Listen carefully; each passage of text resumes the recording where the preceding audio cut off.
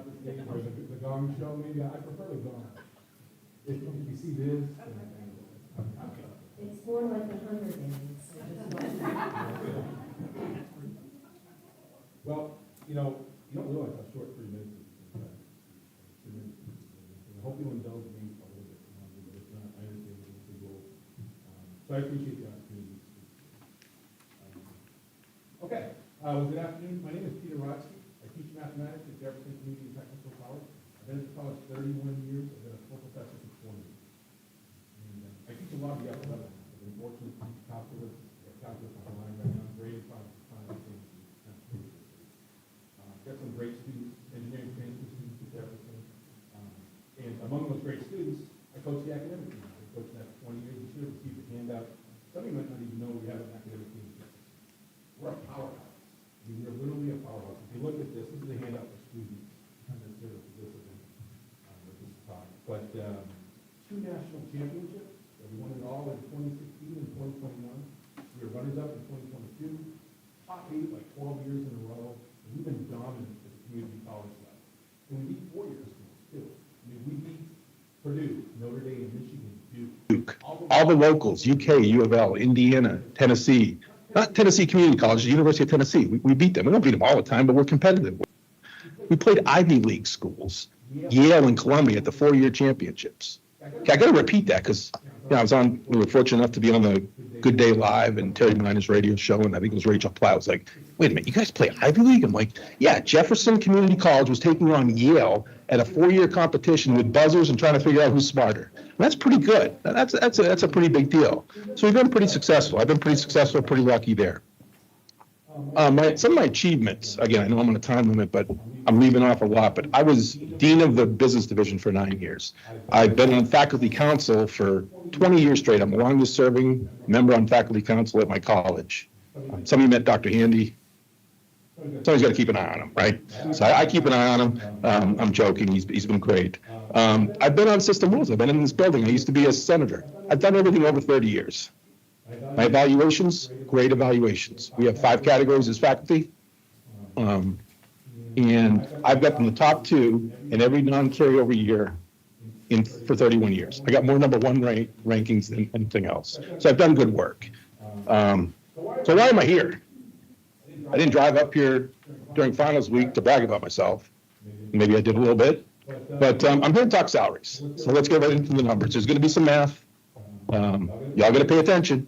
I know some of you have been missing classes here and there. Take good notes. It's all going to be on the test. My salary currently, it's open knowledge. You can Google it, right? I'm a public employee. I just reached $70,000 this year. Yay, right? That's good. I mean, $7,000 is not bad. It's a decent wage. It's good, right? Thanks to the board. I mean, I was $62,000 2 years ago.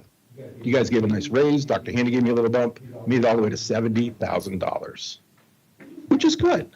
Here's my issue. I'm a full professor, 20 years. Been teaching at the college 31 years. Do you know what the midpoint is of the salary range for a full professor? We all know it because you voted on it, right? Professor Brodsky, your 3 minutes are already up. Okay. At the discretion of the chair, you could continue, but we do have pretty I know you do. broad, specific rules. If you just get really to the nuts and bolts of it. I will. So I'm going to ask you, I was saying my salary is currently $70,000. The midpoint of a full professor, you guys voted on it. You don't know the number, you might not have it in front of you. The midpoint for a full professor is $79,900. Okay, I'm $10,000 below the midpoint, not the maximum, the midpoint of my salary range after 30 years of good work. You know what the maximum is of my salary range for a full professor? This is Kentucky numbers, not New York or California. You know what the maximum is? You voted on it last summer. It's $98,000.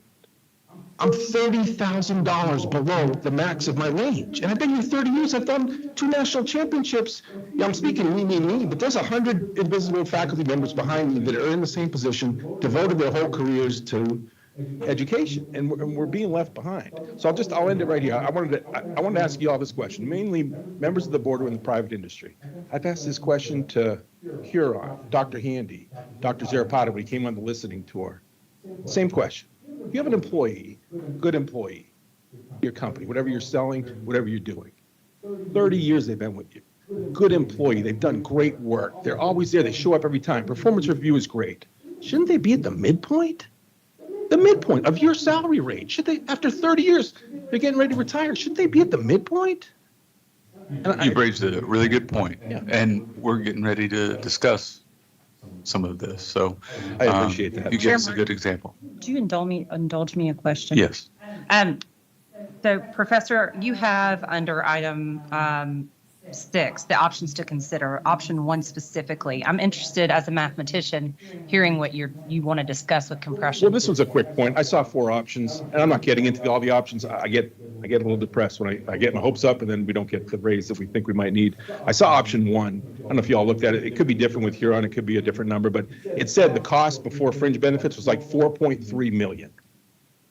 And it broke it down. Staff and faculty. The staff cost it was to bring everybody up to the minimum. That was option 1, which is a good idea. Everybody should be at the minimum. The staff cost was 4.3 million. The overall cost was 4.3 million. The faculty cost, if you look at that little number, 29,000. So you're going to give 4.3 million to staff. And I love staff. I got plenty of staff I love at Jefferson. They deserve a raise. My IT people, great people. But if you're going to give 4.3 million to staff and 29,000, not to me, I think I need the 29,000, but you're saying 29,000 to all the faculty? That just doesn't seem like a great option. Thank you. I'm going to point that out. Thank you for the question. You know what, before I leave, I did want to point out for everybody watching, I know I'm out of time, but I wanted to point out Brianna Witten and Patsy Jackson. I reached out to them yesterday. They're our faculty representatives on the board, and I've never had to reach out to the board. I've never spoken before the board. I've been here 30 years, but anybody watching on TV, if you have a faculty issue, reach out to the board members. I'm giving them 5 stars on Yelp. They were great. They helped me out. And I really appreciate the time today. I wish I had more. I might even come ask for another 3 minutes the next meeting. I'm going to be back just to fight for faculty salaries because I don't feel like our voice is necessarily being heard. So thank you. Okay. Thank you. Thank you. Thank you for your time. Okay, anybody else? Ms. Tim? For the open, The approval of the minutes come next. So we can begin the meeting. I'm sorry. We can begin the meeting with the approval of the minutes. So we can begin the meeting with the approval of the minutes. So has everyone had a chance to review the minutes? Make a motion to approve the minutes. Okay, do I hear a second? I'll second. Okay, you pick which one. Hearing no objections, we can approve by acclamation. If everyone in favor would say aye. Aye. Any objections? Do we have anybody online? I don't believe so.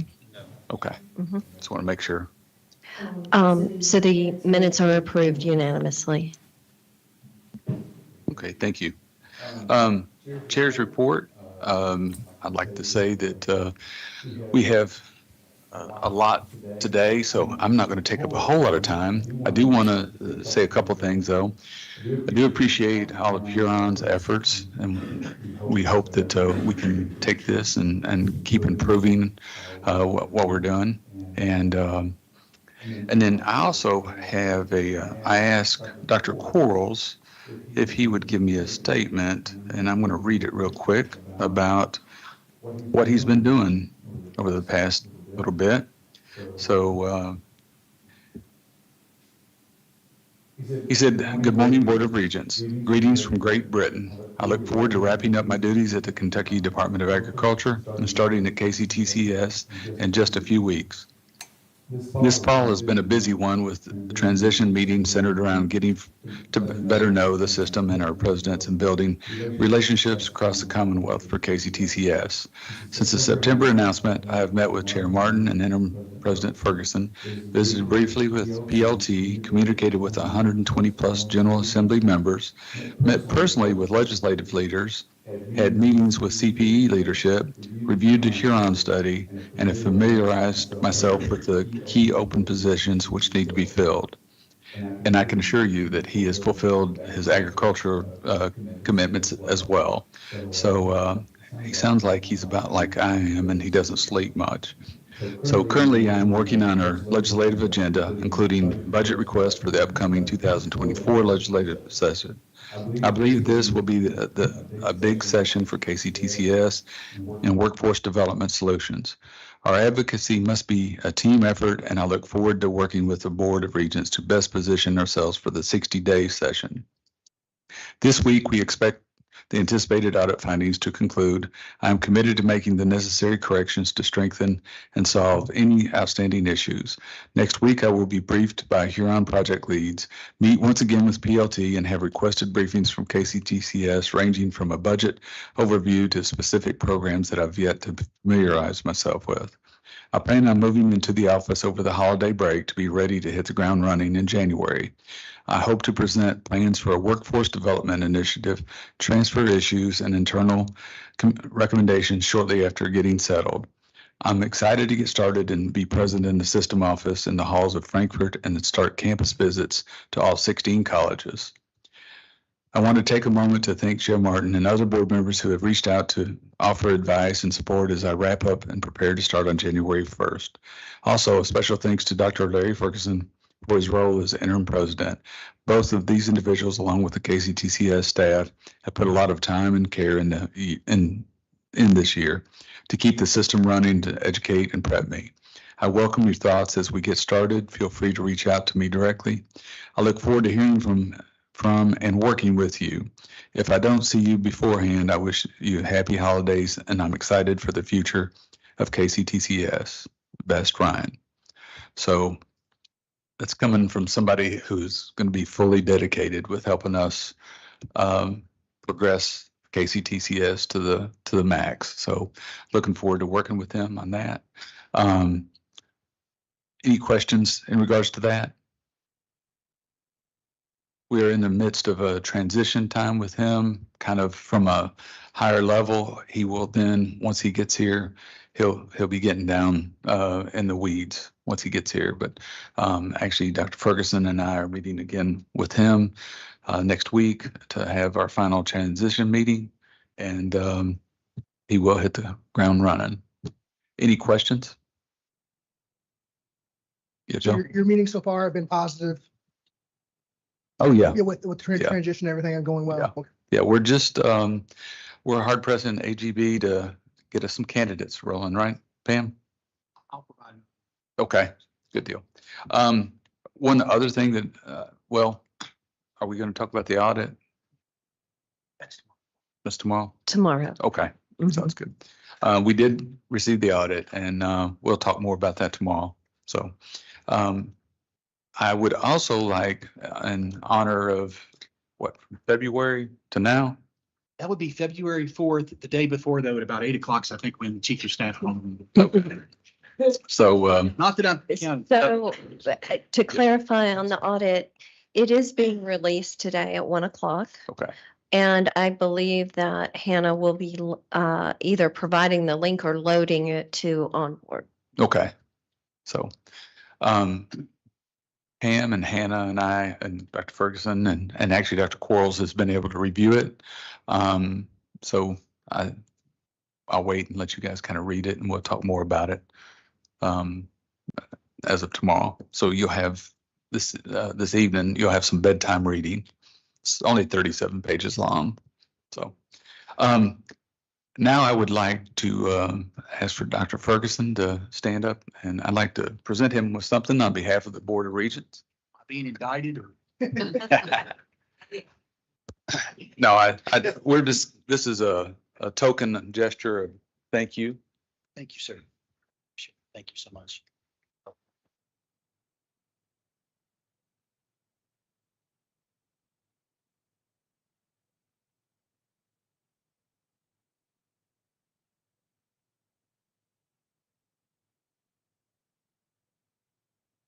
You've done a great job wading through the water with us, so.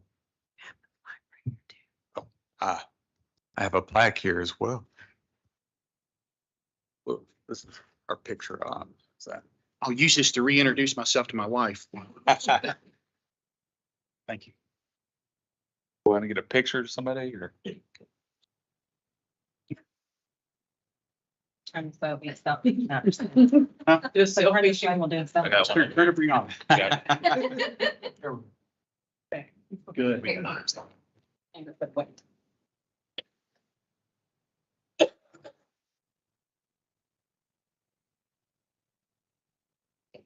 Thank you, sir. Appreciate it. We really do appreciate your hard work and efforts to keep us rolling, and also to Pam and Hannah and the rest of the staff. We really appreciate it. And we're looking forward to January 2nd. So we'll keep things moving forward. So, that is all from my chair's report. President. Thank you, sir. First thing I would like to recognize our new regent, Candace McGraw. She was just sworn in just a few moments ago. So welcome to the Board of Regents. We're very grateful to have you here, and I know the leadership that you'll provide as we move forward. I'll try to keep my report fairly brief, but there are a lot of things going on across the system and some things I wanted to make sure that I was here today to share with the regents. You do have some materials I'll reference that are in front of you. First, you have this bound copy of Senate Joint Resolution 98. My tattoo is healing fine now. I have it on my left arm, SJR 98. But the reality is we do have the report. We, of course, many of us, many external constituents, folks within your community, business leaders. I know that Ernst & Young actually talked to our chair, Chair Martin. A lot of qualitative evidence was gathered, a lot of quantitative evidence. Primarily that was handled by CPE, Lee Nimitz there, who led that effort. And ultimately we got the report that the Senate Joint Resolution 98. You also, I know that Chief of Staff Hannah Rivera sent to you an executive summary. I hope that you've had a chance to read that, but there are some things I wanted to just discuss in open forum because we have had a chance to digest this, take a look at it. I wouldn't necessarily say we have a reaction because it'll take a lot of critical thought and in working with CPE and possibly legislators as we move forward with some recommendations that came out in it. If you recall, with Senate Joint Resolution 98, there were three primary study areas. The first area was over Kentucky's post-secondary governance structure. That had most interest, not necessarily from us because we have our Board of Regents, which almost serves as the model of a super board. All of our colleges have advisory boards, but this was of great concern and of interest with our 8 other university partners across the state. And after extensive analysis, if you have had an opportunity to read the report, there were 4 potential options that were given to Kentucky. I will say in reviewing Senate Joint Resolution 98, or actually the response that came from CPE, when you look at this, there aren't necessarily prescriptive directives on this is what we are going to do, this is what you are going to do. They are more recommendations, very similar to the work that we've done with Huron, and that is because the nature of what they were studying is very complex. So it would actually probably be not a wise leadership decision to come out and say, do this, because of the amount of time that CPE had to conduct this analysis, that just wasn't possible. So the first area, which was around the governance structure, what CPE preferred, there were actually 4 options. I won't go into each one of those. You have those if you want to look at them. But basically, CPE's preferred option was that the current governance structure would remain. That would be their recommendation. But they would grant additional statutory authorities to CPE. There are some statutory authorities that CPE already had that they weren't necessarily exercising or following up on, but that was the recommendation that they had. So for that area of the study, we do not anticipate things to change. Keep in mind, and I will repeat the words of CPE's president, Dr. Aaron Thompson, that all of these things are coming out in the report. That does not mean, or we do not know necessarily what the legislature will do with these things, if they will agree with them, not agree with them, or if they will take any action at all. So at this point, the report has been released, and I know that Dr. Thompson and his team have had multiple conversations with leadership about this report. The second area of study within the SJR 898 was the feasibility of a new public university in Southeast Kentucky. And I'd like to take a moment to recognize I have several of our KCTCS presidents who are here. Dr. Linden is over there. She has had great interest in this section of SJR 898 because they had to explore multiple options of what was brought forth in the resolution. And so the resolution really just came forth with 5 different things that could happen. None of these things were prescriptive in saying this is what's going to happen, and this probably would take legislative action that I'm sure Dr. Thompson and his team is aware of. The first one, which you've probably heard rumors or noise or swirl about, is allowing Dr. Linden's institution, which is Hazard Community and Technical College, to provide baccalaureate degrees. Okay, that would be one option. This is not necessarily in higher ed a new option. It actually started in 1991 in West Virginia. So not too far from us. This has been around for quite some time, but we've never done that in the state of Kentucky.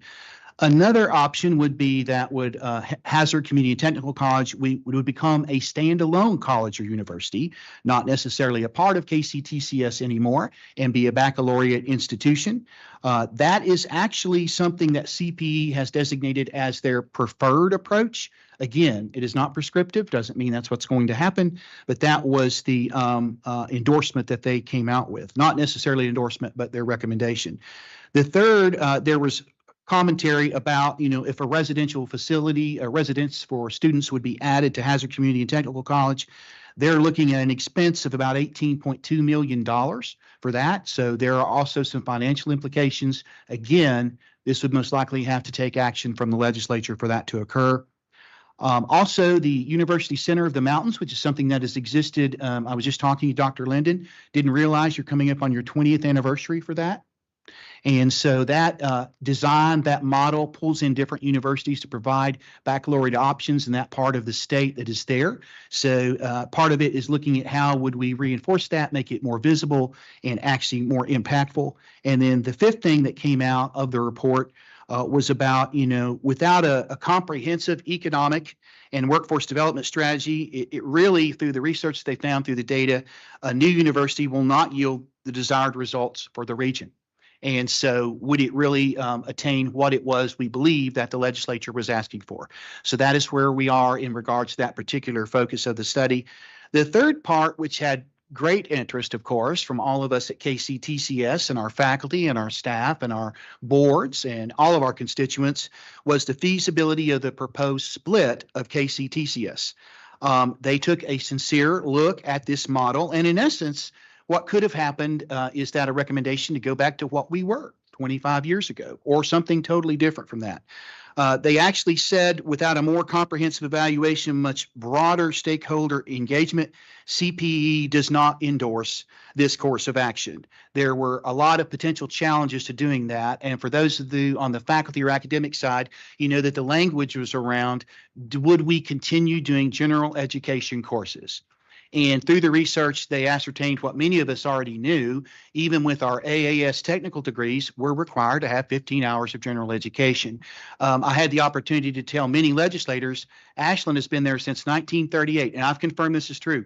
Since 1938, we've taught welding. We always taught mathematics with welding, okay? So going back even that long a period of time, you can't really separate the two. And if you were to separate the two and include general education or transfer that over to our regional universities, even those presidents, the regional universities, did not think necessarily that was a great idea. And what would that mean? Additional costs for the students and debundling of what they needed to do to move forward in their future. So there were some things that came out of that, though, study 3, that I do want to mention. They do want to look at possibly an assessment of the role and responsibility of the local community and technical college boards of directors, transitioning the local boards into multi-campus regional advisory boards. There are some states where that is the model. Again, none of this is prescriptive. These are possible opportunities or recommendations to consider. They would like for us to look at the comprehensive employer engagement strategy. Unbeknownst, I guess, before this study started, we have done a lot of work. Vice President Shook is here in the room. A lot of work already headed in this direction, even without this opportunity being presented to us. More robust review. I believe she'll have an opportunity within the meeting to talk about some of that with you. Our asset map that we've done, employer first educated, all of that, those things. Considerations should be given to pursuing single SACS accreditation for the KCTCS system. This is one that did come out, if you recall, from our work with Huron, and has also come out in the work with SJR 898 and Ernst & Young. But very clear to say this, that the big word there, I have it underlined straight from the report, was consideration, because we have never done comprehensive analysis to determine what are the pros and cons of going to single accreditation. If you recall, this particular board, some of you were not here, NCHIMS at one point reported to us after studying where we are now that we're at 90% of the benefits of single accreditation today, because we truly are a system in Kentucky, unlike states where I've worked before. Some of our other presidents have, working in Alabama, 24 colleges. They're not truly a system like we are. So that is something that's going to have to be looked at. It's something that Dr. Quarles and I have had several conversations about. So the verdict is not in, but we certainly will have to pursue taking a look at that. And finally, there was a note from CPE about financial analysis highlighted that KCTCS's need for additional state investment was necessary. Again, that is something that would fall in the hands and at the feet of the legislators to determine, what does that mean? Does that mean completely funding the performance-based funding model? Of course, that would be a positive thing for KCTCS and actually all of the universities, or something different. You may not realize, one thing I'll announce in a moment, we did complete our search for the president at Bluegrass, and in looking at their budget at Bluegrass, which is one of our largest institutions, over 10,000 students, only 22% of their budget is covered by state appropriations, 22%. So that is why, if you look at the SREB list that is there, we do not have significant investment there. To be honest, though, a lot of our legislators have reported to us they have made a significant investment in multiple programs that support scholarships. So they are supporting it, but maybe in a different direction. So I'm not putting blame at anyone's feet, but that is something that came out of this report and something that you could consider. So the question before the Regents is, well, what does that mean? What's next? Well, we just received the report. We've had a chance to digest it, to analyze it. I know Dr. Quarles and I are actually going to talk about some of these things next week with Chair Martin, and we'll have to think about what's next, trying to be proactive. Some of it is calling for us to do more investigation, more analysis, a deeper dive, and those are things that we can readily go ahead and do, regardless of what actions, if or any actions, are taken by the legislature. So I really think that the SJR 8 really has presented us, SJR 898, you look at my tattoo, right? Has really presented us with some opportunities. Nothing further brings forth continuous improvement other than self-analysis. And we've had that with our engagement with Huron, and also through this interaction with the legislature through this particular resolution. So I do think positive things will come of this, and it couldn't come at a better time, because we're actually in a transition of leadership, which I'll talk next. Dr. Quarles is going to join us. So we know where our weaknesses are, where our strengths are, where our opportunities lie. And that is a great position for him and the future leadership of KCTCS as we think about how we best serve the Commonwealth of Kentucky. In regards to Dr. Quarles, we have had multiple meetings, and you just heard his very eloquent message that he sent to the Regents today. Very eager to get started with him, and I know that he has some great plans leading in the future. I don't want to embarrass her, but she has already joined us as of December 1st, and she's looking over at me because she probably didn't know this was going to happen. But Dr. Quarles is executive administrative assistant who has followed him from the Department of Agriculture. Melissa, would you care to stand up? This is Melissa Eaton. I'd like to introduce her to the entire team. As she is his executive administrative assistant, I'm sure all of the Regents will have a lot of engagement with her. The other thing I mentioned, but I will go ahead and make a formal announcement. He couldn't be with us today because, well, he's hard at work at any event.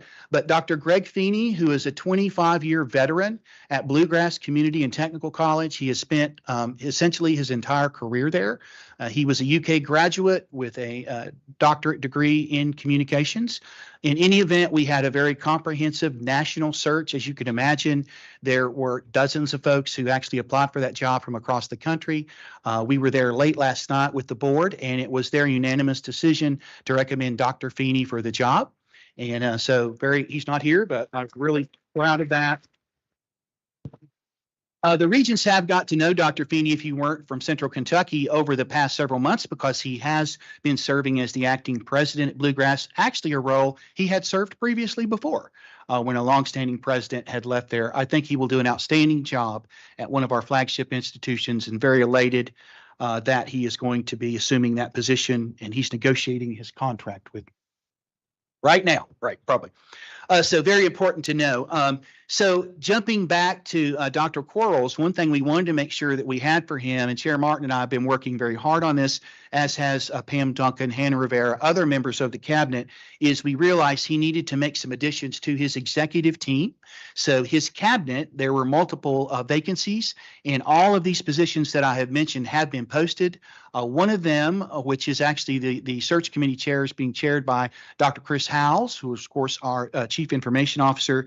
But we have others going on. There are 3 of them going on. That one closes the Vice President of Communications and Strategy. Under that particular area, we'll find things like marketing and communications and other specific functions within the system. Much of this was driven off of this reorganization, off the work that we did with Huron. I know we have many Huron representatives here today. So taking their analysis and looking at other systems across the country, we've tried to mirror what we learned through that study. And so that position is going to be critical for us moving forward.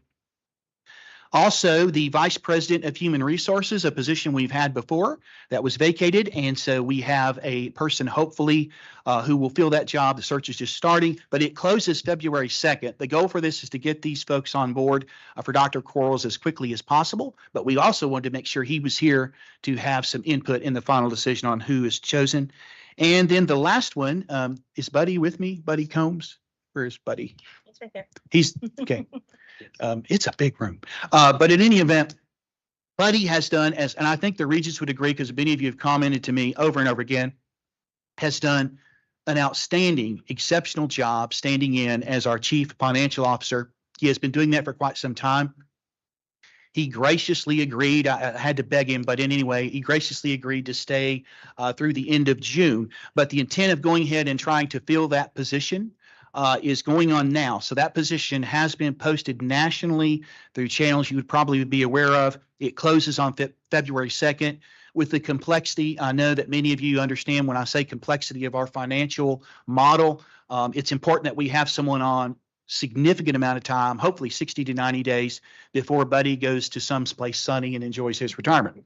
But in any event, yeah, so we want to have that person on board. Hopefully they will be joining with these other executives to assist Dr. Quarles as he paints the new vision for KCTCS moving forward. So very excited about that.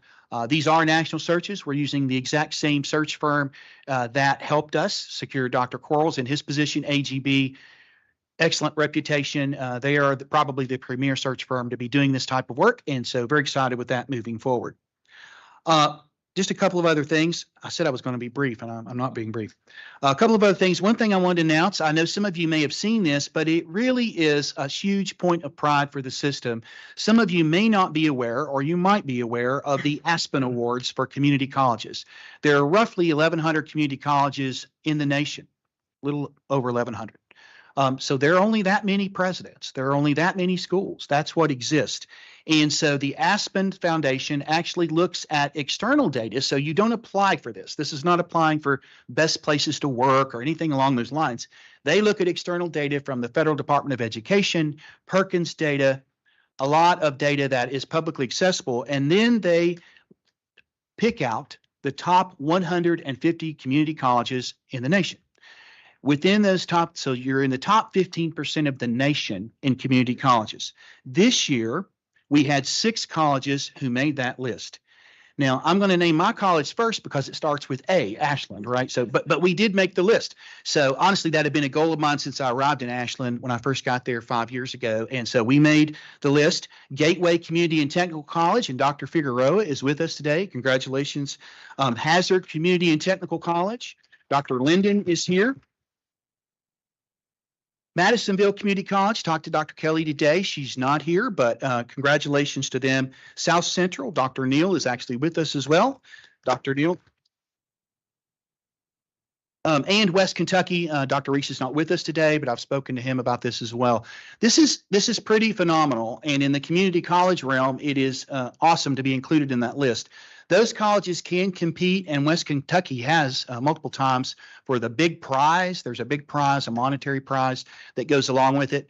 But the reality is they've already won because they've been named literally within the 15% of the top community colleges in America. If you're wondering, what that looks like, it looks at, very significant. Many of them have some of the highest completion rates. And I know mine off the top of my head, mine is at 59%. So I have a 59% completion rate for students, which is phenomenal. And the others are just as good. Last thing I'll talk about, often of great interest to the board, is enrollment. And that is important. We do something every year called a snapshot with the Council for Post-Secondary Education. It occurs on November 1st. So I've always found this kind of controversial because that's when they count it. But I'll tell you, I'll be adding students through the end of December, because I have a winter term. In any event, enrollment for fall reached 78,771. That's an increase of 4,815 students, or 6.5%, compared to the final official numbers from fall 2022. So very proud of where we are with enrollment. If you follow those nationally, that is not the trend. So we're doing very well. 78,771 students enrolled in KCTCS in fall 2023. That represents our highest fall headcount enrollment since fall of 2016. So prior to COVID, we're at that level. So very impressive. For spring of 2024, of course, we're enrolling students now. The total KCTCS headcount as of last Friday, December 1st, was 36,623. That's an increase of 3,685 students, or 11.2% compared to last year at this time. So we're on track to have record numbers again for spring. Today, we have several Huron representatives who are with us, and they are on the agenda for certain things we're going to discuss with them. So I'm not going to cover today where we're at with our 12 opportunities. You will hear that. The Regents will hear that as we go through the meeting. But that is my report, Chair. If anyone has any questions. Thank you. Any questions? Dr. Ferguson, I just have one question back on the resolution. When it talks about the granting additional statutory authorities to CPE, and you indicated they had, I guess some they do not use or whatever, is there a way that what they do have could be maximized prior to adding additional statutory? It is possible. authority? If you read the report, Dr. Jackson, it's a big report. Trust me. That was weekend reading one time. 300 some pages. It is possible. Some of the things that I've heard primarily about increasing those statutory responsibilities would be with their oversight from financial perspectives. Also, I'm told that they already have this ability to be more heavily involved in presidential searches and who is selected for, and that would not just be with us, that would also be with our universities as well. As you know, Dr. Thompson did participate in our search that culminated with Dr. Quarles. There are other things that they are seeking to be a part of that. I would anticipate there may be some legislation that gives them those additional powers, but no real concrete details yet about what they mean by that. Welcome. Dr. Ferguson, I have a clarifying question. So Ernst & Young actually wrote the report, and then is it fair to say that CPE drafted the executive summary and the recommendations, or where did the No, ma'am. The report was compiled of two things. The Ernst & Young engagement really was the qualitative component of it. So they reached out, they did interviews, followed up with folks, and I can tell you I'm very confident because I talked to them many, many times. They've talked to our previous presidents. They've talked to folks who worked here now, folks who don't work here, people across the country. They've done all kinds of analysis, but that was the qualitative side. The quantitative side was primarily handled by CPE, Lee Nimitz and others who work at there looked at the quantitative side, and we have so much data. Sometimes I say we're drowning in information and starving for knowledge. We have so much data. So they actually have torn through the data to look at how we rank with other, actually states, how that structure is. So those two things came together. So in the report, you see both the qualitative analysis, which was done by Ernst & Young, and the more quantitative analysis that was done through the CPE staff. So CPE made the recommendation. Yes, yes. And actually, even in the wording, you'll see some of that in the executive summary. I'm sure most of you have not gone through. You have a copy there, how large it is. But the recommendations, if we want to say they're recommendations, because some of them they use a different word, they'll say considerations or opportunities. Those are coming directly from CPE. And so I'm sure that Dr. Thompson and his staff will be asked multiple questions from the legislature. He did share with me, I just talked to him last week.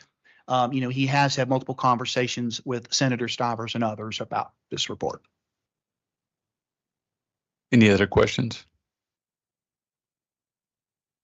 And yes, I'm sorry, I didn't recognize our new regent, Candace McGraw. Nice to have you on board. And Melissa, it's nice to have you on board. Look forward to working with you as well. So.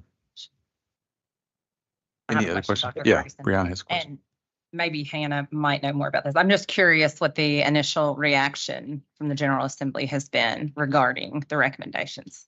If maybe you could allude to that, or Hannah, I'm not sure.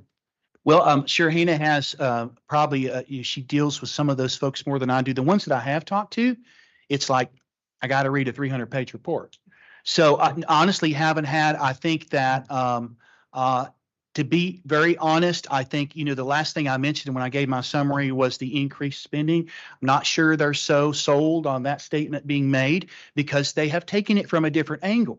That they have invested in the Work Ready Scholarship, the dual credit scholarship. You look at all the things they're doing. So I don't think that they agree with the fact that the higher education is not funded the way that it should be. Otherwise, I've not heard much response. Hannah may have more on this in regards to the second phase of that, which was the considerations for Hazard Community and Technical College. I think they're going to ask more questions, want to have more debate, more conversation. That at least is what I've heard.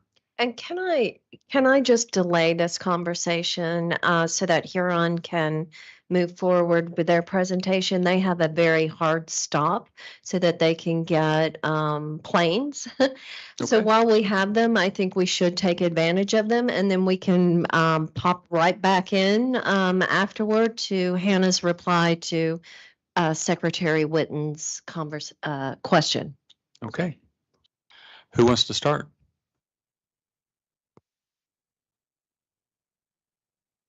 Good afternoon, everybody. Good to see you. Hope everyone's having a wonderful holiday. It's good to be here with all of you today. Lots of great things happening at KCTCS. We do have a lot of information to cover. We'll try to be very succinct with that. So our focus today is updating you, as already indicated, where we are with the project, specifically the 3 work streams that we're partnering with you on. We did meet with PLT last week and shared the materials and see, as indicated, some of the PLT members and presidents here today. The team leaders who are leading each of the specific areas will be talking through that information with you. And if you haven't had a chance to meet them yet, they'll introduce themselves as they go along. And that would include an update on the project management support that we've been working with Sarah on. For organizational design, a summary of the activity, the HOS data that really covers 4 key areas of opportunity identified for designs. There was a lot of information in HOS, but we've broken it down to what would have been determined to be those 4 key areas, which would be looking and doing deeper dives in the future into enrollment management, finance and procurement, and HR. And so we'll be sharing with you today some organizational design models just to familiarize yourself with how we're thinking and how you can be thinking about this for some efficiencies, but certainly the very detailed design of all of the roles, all of those responsibilities, things of that nature, reporting lines, all of that wouldn't come until much later once decisions are made of how I'll want to move along. And then for academic programming, we will share with you information gained in the workshops that we've held, the 3 and 4, focusing on the faculty effort piece, section of low enrollment. And so lots, as I said, to cover with you today. On that note, we do have a project timeline. Certainly we're engaged with this first phase of work. We know it goes through the end of this year. And then we'll be, this included, as you know, mobilizing the project management office, analyzing the administrative effort results, the org design, all those things we're talking about today. And then, as I said again, and this is just a little bit of table setting, level setting for today, those detailed organizational design questions will come in implementation when we detail out the structures. So today is really just a chance to familiarize yourself with what those potential options are. And with that, I'm going to turn it over to Steph. Great. Thank you, Jennifer. Hi, everybody. My name is Stephanie Demas, and I am the Huron counterpart to Dr. Sarah Ballard, who is our brand new Project Management Office Director. So I wanted to introduce her shortly.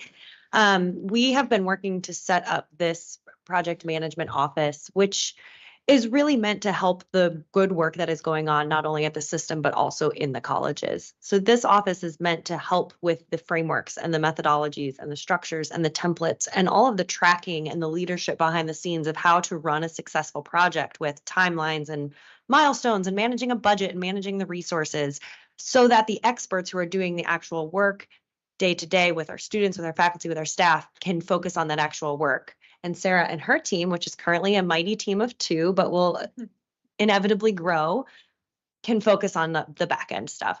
So right now, Sarah and her team are overseeing the 4 KCTCS led projects, which you can see on the screen, from the capital construction, data strategy, strategic sourcing, and space utilization, helping them with the PMO pieces behind the scenes.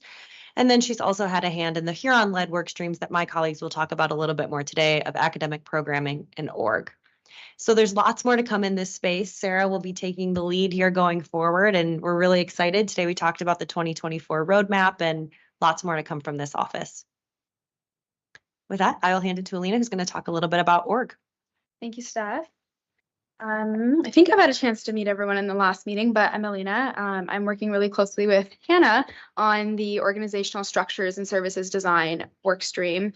So I want to start by just giving a quick recap of where this work stream started. So at the start of this year, we took on the resource and program optimization assessment, which resulted in about 9 opportunities that were specific to administrative services, structures, and even roles. And so that included kind of the spans and layers assessment and the staffing levels assessment as well. And then in the fall, we stepped into the Huron administrative activity study, which I hope sounds familiar because we talked about it last time as well. But that's really our way of getting a comprehensive view of administrative effort across KCTCS. And then it allows us to really identify opportunities where we can reduce distribution and fragmentation and create a lot of consistency in what's happening across administrative effort functions. Then we spent the back half of this year on thinking about organizational structures and services and planning what those future state options will look like. Our hope is that the findings from this phase of work will support KCTCS as you all think about the detailed design phase, as Jennifer mentioned, where you're thinking more about what are those future state organizational structures that we would want to put into play, what are the roles and responsibilities, what are the processes, policies, procedures that need to be put into action. So that's a quick recap of where we have come in terms of this work stream. And if we go to the next slide, I want to provide a quick refresher on the Huron Administrative Activity Study. So this is really our opportunity to provide a foundational analysis for which the organizational design options are built on. And there's really 4 types of analysis that we do. The first is scale, and that's looking purely at the amount of administrative effort that's happening. So if you think about finance, which is one of the functions that we'll talk about a little bit later today, there's about 111.5 full-time equivalents or FTEs that are dedicated purely to that function. Then we think about distribution. How is that effort distributed across the system office and the colleges? And what can that tell us about what's the map of where the workload spread is? So if we think about finance again, there's about 46% of finance activity that's performed in a unit that is central to finance. So that's kind of an example of what that type of analysis looks like. We then think about fragmentation, which is the extent to which effort in the function is distributed between specialist roles, so people who spend more than 50% of their time in one function, and generalist effort, people who spend less than 50% of their time in that function. And if we carry forward with our finance example, finance has a median of 26% of effort that's performed by someone who is a finance specialist. Finally, we think about consistency. How similar are the day-to-day job duties of people who hold the same titles in these functions? And what does that tell us about where there might be room to specialize and optimize a little bit more? So I hope that that provides kind of an overview of the type of analysis that will underpin a lot of the recommendations that we will make. But with that, I want to take a step forward and kind of point out, when we take the Huron Administrative Activity Study and we pair it with the findings from the prior phase of work, there are really 4 functions that we'll focus our work on and think about what are the future state service delivery options. The first of those functions is enrollment management, which had about 13% of total administrative effort. So on the left-hand side on this slide, hopefully it looks a little bit familiar, but what you can see is the distribution of effort across the different 17 functions. And they're not all listed here, mostly for the sake of space, but you can see that enrollment management is about 13%, which is that second purple block. We then look at finance and procurement in our analysis, mostly because the activities are pretty closely aligned, but also strategic sourcing was identified as a priority in the prior phase of work. Finally, we'll look at human resources, and really we've selected this both in light of the prior phase of work and the comp assessment, but also in anticipation of hiring of the new CHRO, and really bringing a forward-looking approach that acknowledges the critical role that HR has in ensuring optimized effort allocation across KCTCS.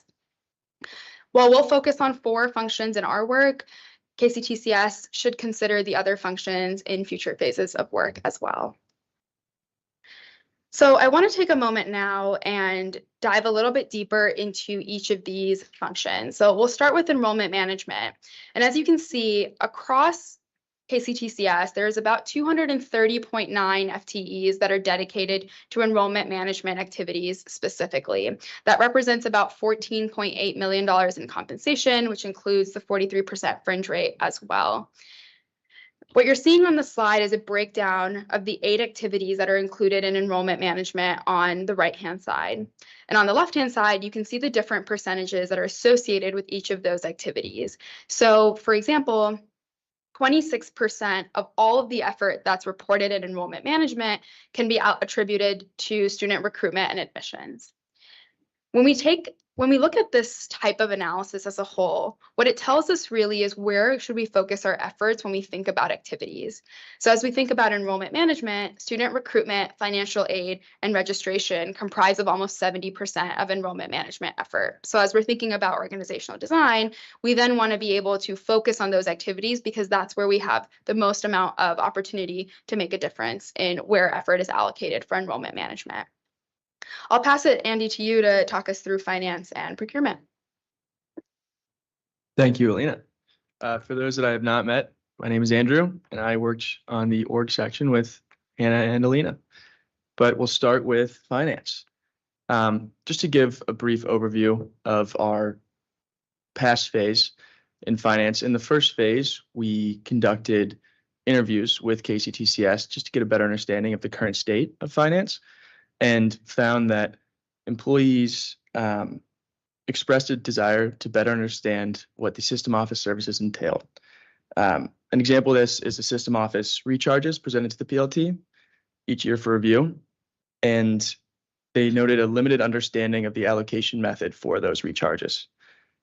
Going back to the Haas analysis, just a general overview, we found that finance activities were performed by generalists rather than specialists.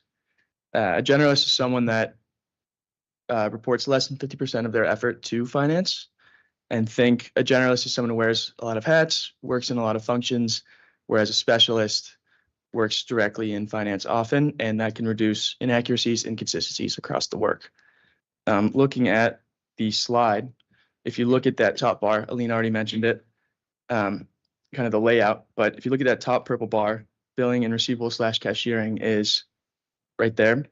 The number on the left shows 30.2 FTE. The number on the right shows the percentage of total effort that makes up. I can pause there if there are any questions, but if not, we can move to procurement. I was going to say, does anybody have any questions before we keep digging deeper? I just want to ask one question. So that breaks down by percentage of effort for those FTEs, if I'm reading that right. Is that what you said? Okay. But for example, if that's taken up a huge chunk, is there anything on this report that's going to show us the efficiency within that chunk? Like the operations at that level, could that be improved? You know, if it's 50% of what we're doing, and it's this amount of cost, it could still be 50%, but could we improve the efficiency within that cost margin? You see what I'm saying? To kind of shrink the cost, but still to deliver that same service. Absolutely. So in the, so not necessarily in this report is really intended to share out some of the findings that we're seeing from Haas and then start communicating certain organizational structures and just defining what those mean. But in the next report, which we are looking to schedule with you in early 2024, that is really where we will focus on the organizational options. So when we think about finance, what can KCTCS do, whether it be specifically around billing and receivables or any of the activities that we're seeing here. Absolutely. Thank you. Anything else? Okay, go ahead, continue. With that, we can switch to procurement. In that first phase again, Huron conducted a vendor spend analysis and found potential savings of $1.1 to $2.3 million through leveraging buying power, monitoring P card usage, or increased utilization of contracts. In the Haas analysis phase, we found that activities in procurement functions were completed both in a distributed and generous fashion, and this can open the door for duplication of effort, increased costs, or again, just increased inconsistencies. But as we look to the slide again, to go through, there were 12 activities in procurement, which made up $7 million in compensation and 108 FTE across those 12 activities. Pointing to the top bar, 28.5 FTE, which made up 26% of the total effort, and that is shopping, requisitioning, and purchasing.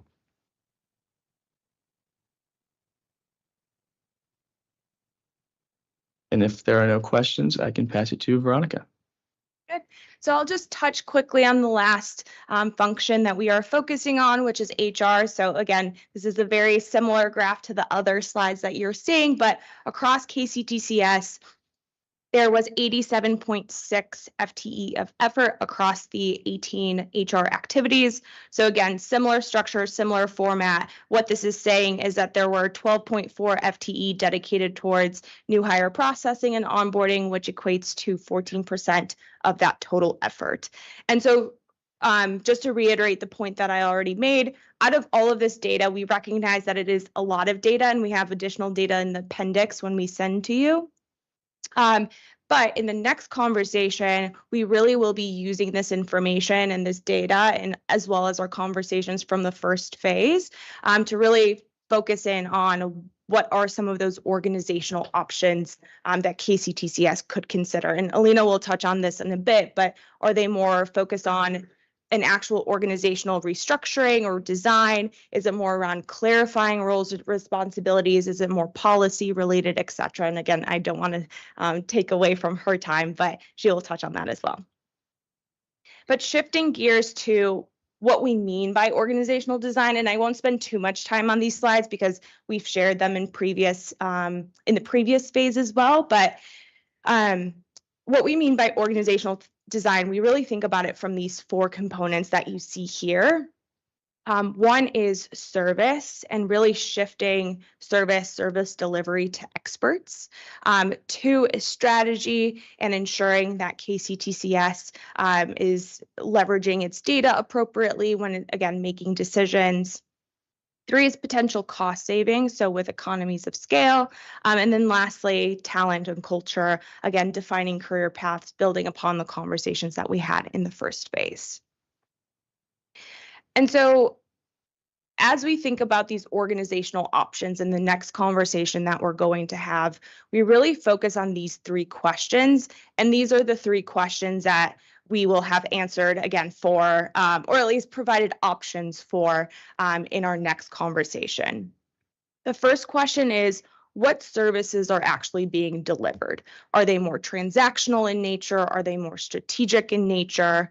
The second is, where are services delivered? So again, is this something that is done primarily at the colleges or at the local level? Is this shared across the system, or who's owning and managing that effort?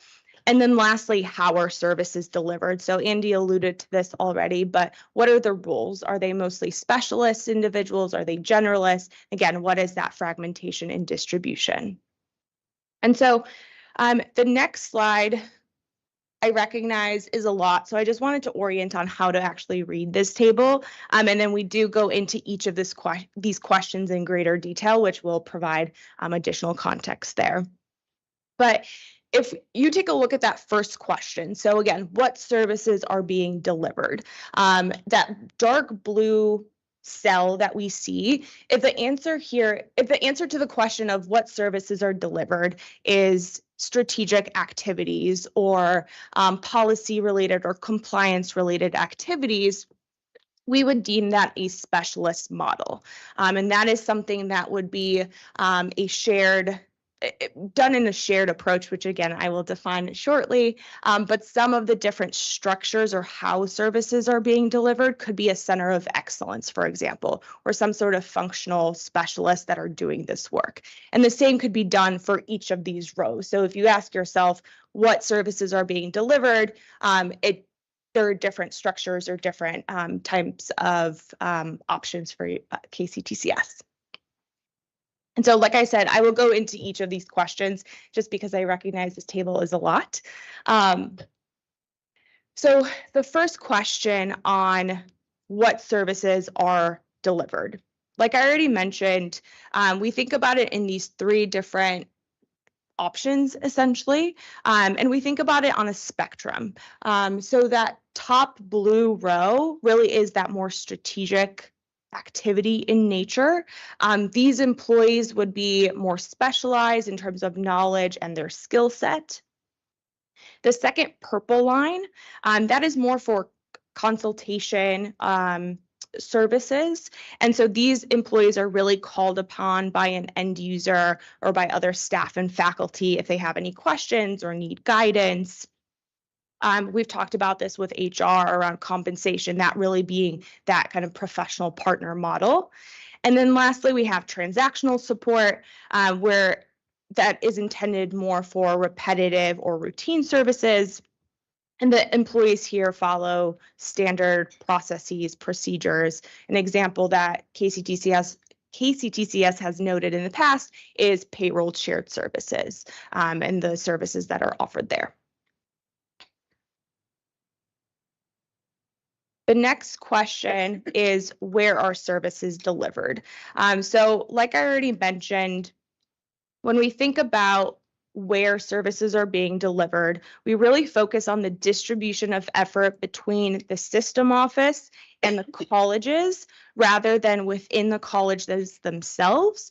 But we recognize, of course, that some of these structures could very much remain and engage in the colleges as well. And so in this diagram, you can see there are three options for where a service might be delivered. There's the shared approach. So this is where the system office or the colleges can offer services on behalf of others. An example that I already mentioned is payroll services. There is the local approach. So the other part of the Venn diagram, where the system or the system office, or the colleges offer services that serve their own employees and students locally. So this is something like the colleges registering their students into courses and into programs. And then lastly, we have the hybrid approach, which is the system office and college dividing up responsibilities and working towards that together. So this is something like employee and labor relations, where policy may be set at the system office and then the colleges are working towards that. I think it's important to note too, we don't want to get caught up in where something is located or where people are located. So just because you have a shared services center, just because you have it, doesn't mean that it resides in one place. You can have employees who are at the colleges serving as a member of the shared services center or center of expertise, whatever that might look like, but they may not reside in one place. So you may not be able to walk in and say, oh, there's the shared services center for X, right? So that's something I think to be really cognizant of. Part of the design process would be making decisions of that nature, but certainly we're not suggesting that that means it's all in one place, right? You have some very talented employees who are at the colleges that may serve in one of these areas, and it may not make sense to have a centralized area where everybody is located in one spot. So just wanted to kind of tag that out a little bit too. No, thank thinking you. through it. And so Alina will walk through the last question, and then we can pause for questions in case or any comments as well. Thanks, Veronica. So I'll take the final question in that framework that Veronica introduced, which is really thinking about how services are delivered, right? What's the actual structure that supports the service delivery? I'll introduce 3 today, but I'll caveat that by saying there are so many other permutations or even types of models that KCTCS could consider, and some of which we'll talk about in our next meeting as well. But there are 3 main ones that we'd like to introduce. The first is a center of excellence, which is really a model that aligns strategic services and seeks to enhance the performance of a function from a very strategic standpoint. And it's really targeted at ensuring that the competitive edge that KCTCS has can remain intact given best practices or industry knowledge, and really staying at the forefront of that type of activity. So an example of this could be academic program support at KCTCS, where the system office or a central body sets the strategy, but the implementation happens and the consultation and the collaboration happens across the system. We can then consider a shared services center, which in some ways is similar to a center of excellence, but is actually more focused on the transactional activities rather than the strategic activities. And the goal here is really to leverage scale and efficiency to reduce redundancies and cost. So it's a bit more operational in nature. And I know Veronica kind of has introduced that idea of, what does it mean to have transactional activities? And so a lot of those would live within a shared services center. Most familiar to you all would likely be payroll services, which the system office offers as a shared service on behalf of the colleges. The final model that we want to introduce today is the pod model, which is an opportunity for KCTCS to adopt a tailored and responsive approach that really meets the needs at a local level. So in this type of model, groups of colleges that are either functionally or geographically similar are serviced together. And the advantage that that offers is that you are able to align service delivery with the unique local needs. So there are trade-offs to each of these options, but it provides a foundation on which organizational structures and services design can be built. Yeah, and I would say add to that if you think about these, specifically the first two, the Center of Excellence and the Shared Services Center, the Center of Excellence, and if we reflect back on a couple slides, really allows you to set those policies and ensure that in those areas where you want compliance, you want sameness of process and procedure for many of those important reasons to institutions, that's what that can provide you when you think of a Center of Excellence, right? It's that go-to, it's the, here's the answer to that question, here's how we approach it from a standardized way to ensure compliance, ensure those pieces are met. The Shared Services Center, what it does is, if you reflect back on the slides that we have, where we have a lot of those people doing a little bit of parts of things, does that make sense? Those fragmented roles. What can happen when you have someone who's doing a transaction every once in a blue moon, right? Because they just don't process it that often, is it can take a lot longer to do that work, because you have to think, oh, how did I do that? Or how does that work again? Or what's the process around that? When you can start to consolidate some of those responsibilities into those who are now in a shared services, who are doing that every day, like payroll, right? That is what they do day in, day out. That's where some of those efficiencies come through, because it's not a fragmented role. So you can actually allow people almost to specialize in areas, but they're doing it repetitively. What that also provides that we haven't really gotten to is some really nice career laddering and pathways for individuals who right now might be doing a little bit of a lot of things, but now can say, wait, this is my lane, and these are the advancements in that area. So now I can see a clear pathway for advancement within my college, within KCTCS. And so those are just two of the, I would say, call outs for how to think of the whys around these. And then of course the pod model, I think Elaine explained it wonderfully. Are there things that maybe don't rise to everyone, a group doing this for everyone, but there's nuances that you have within those institutions that you want to conglomerate together for some reason, whether it's regional nuances, size, whatever that might be. So these are just some things to consider when you think about when we talk about efficiencies, because I know that word has come up a lot and from the beginning, and how we think about it, there's that piece of it. But what it also is doing is providing you a very nice way to think about how you can maintain compliance in areas where you might have areas of opportunity, but also how you can really provide for people a lot of what they ask for, which is, where do I see myself in this organization? How can I advance? And what is that pathway? It can often provide some of those pathways too, more broadly.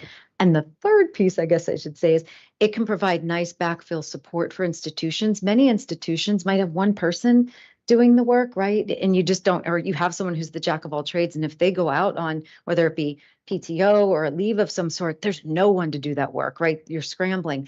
So then you also have that nice backfill of somebody who can always, there's always someone to kind of do the work because it's not just one person who's doing that work. It's a network. So just a little bit more color on that. So you can see it's pretty nuanced, and our next report is when we'll layer in what we are giving as options by function. So I just really wanted to set the stage on what are the different options out there, why pros and cons of each of them. We have 4 functions. Our next report, all 4 functions look pretty different because of our understanding of how specialized are they right now. Are they a lot of generalists doing this work or specialists? That's going to give you a different model. HR, we're not saying just pick up HR and do some new model. We're going to say pieces of HR in this and other pieces of HR in that, and other pieces of HR will be that.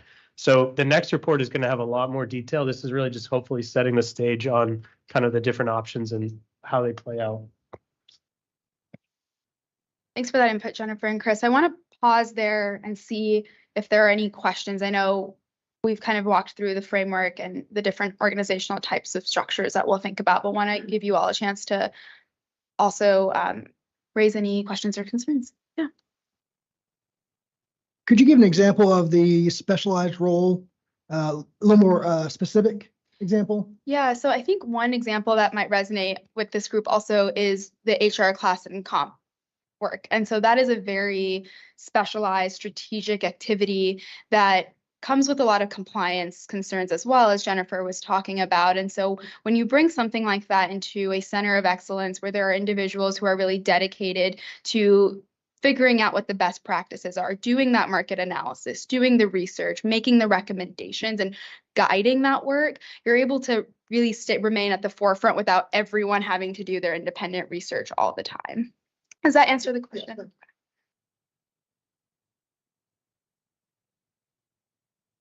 Any other question? Okay, go I ahead. just want to make a comment really quickly that I think will be interesting in the next layer is really to see what these photos mean when it comes to people. When you talk about these different centers, does that mean a system is going to get larger and a college perhaps is going to lose positions? Or, how will that change the dynamic? Because obviously, people and salaries, that's job opportunity in some of these regions. So that's of more interest to me is what is going to be the impact on people, what's going to grow and what's going to shrink. And you can't really see that from this visualization. So I think those details are going to be really important moving forward. And that's it. That is an excellent point. And the reason you're not seeing it is certainly we're not there yet. So the next meeting would be to then provide that next layer, as Chris said, down of, okay, here's where we see in these 4 areas where you could utilize one or more of these models. And then the next step would be exactly what you're saying, which is what decisions need to be made? Is it funding decisions? All of the things you just mentioned, those are the key decisions that have to happen. And the reason we don't say, well, this is exactly how it should look is because it's different for every institution, every system who might do this. There's ways that you can go about it and you want to take into account what might work best. And so that's part of that detailed design when we get into and say there's very critical decisions that have to be made.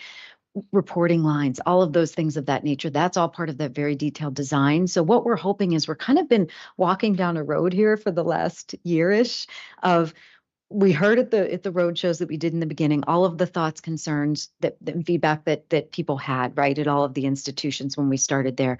We then began the work. We did the HOS study to really understand all of the opportunities, right, HOS being a component of it, but really understanding where are the opportunities more broadly, homed in on HOS, the activity study, and said, how are people spending their time? Because if we don't know how people are spending their time, it's hard to see where there could be gaps or opportunities. Once we got that, it was, okay, that's what you're seeing today is, wow, there's 4 key areas where we think and agreed upon that there is area of opportunity to really look at rethinking how you might be delivering these 4 services, the enrollment, the HR, the procurement, the finance.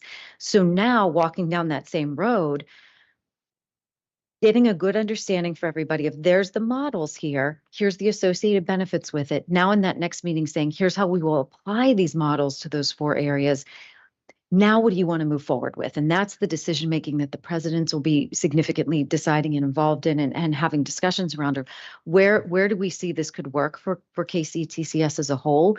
And then taking each of those and really building that out into those exact decisions that you're making. So I think what's really important for us to reflect is it isn't just a little piece of information, right? We've been taking in culturally all of the things we're hearing, all of the considerations, all of the data, all of the information to get here.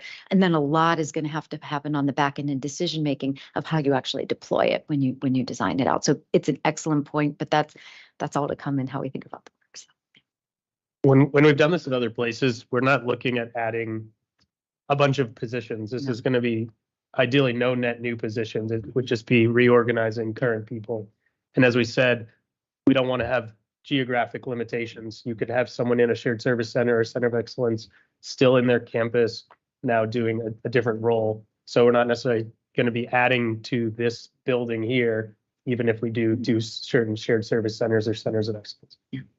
That's a really good point, because in looking at this visually, when you're out in these colleges, you could look at this and say, are they going to outsource my job? Mm-hmm. That's going to be, from being on the ground, that's what's going to be the concern of people. So that's kind of why I just wanted some clarity on that.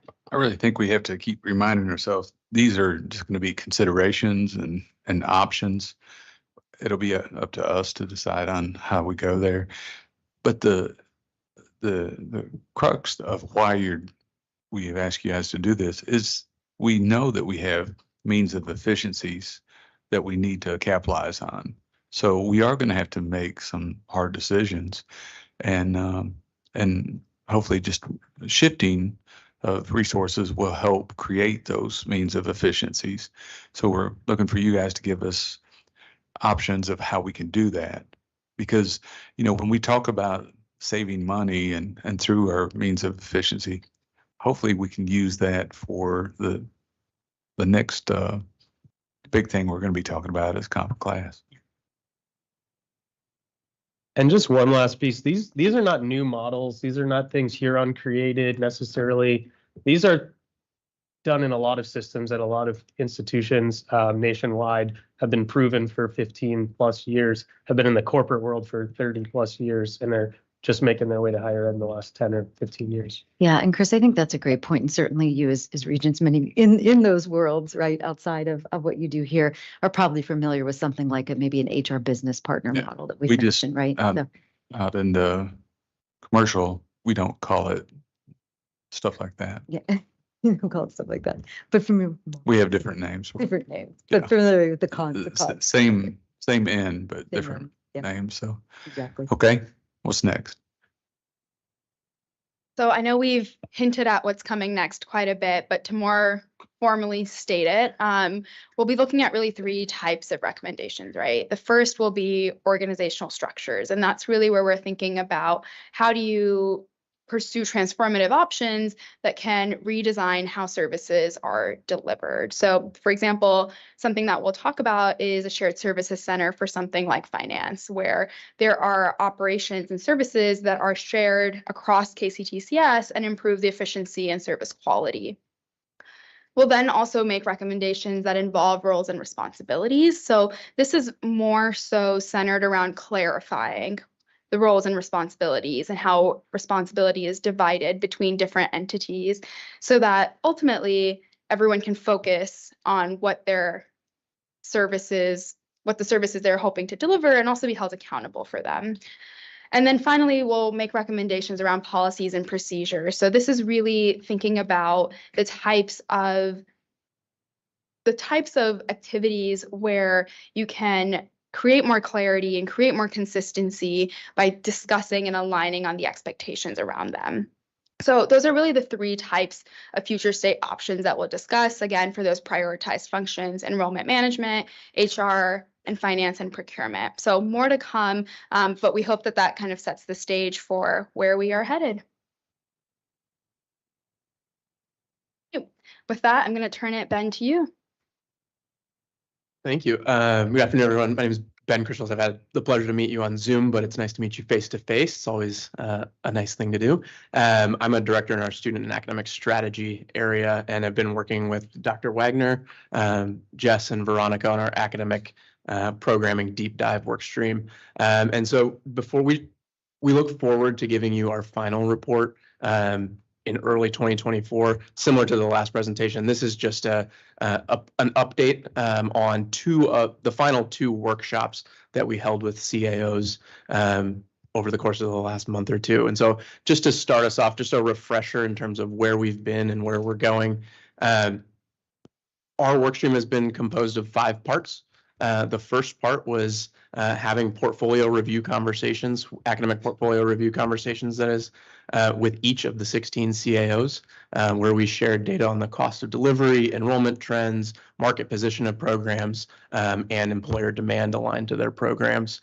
Those conversations then led to 4 collaborative workshops that we held with the 16 CAOs. And I do just want to take a moment to say thank you to them for their collaboration, their input, their feedback throughout the conversations that we had with them.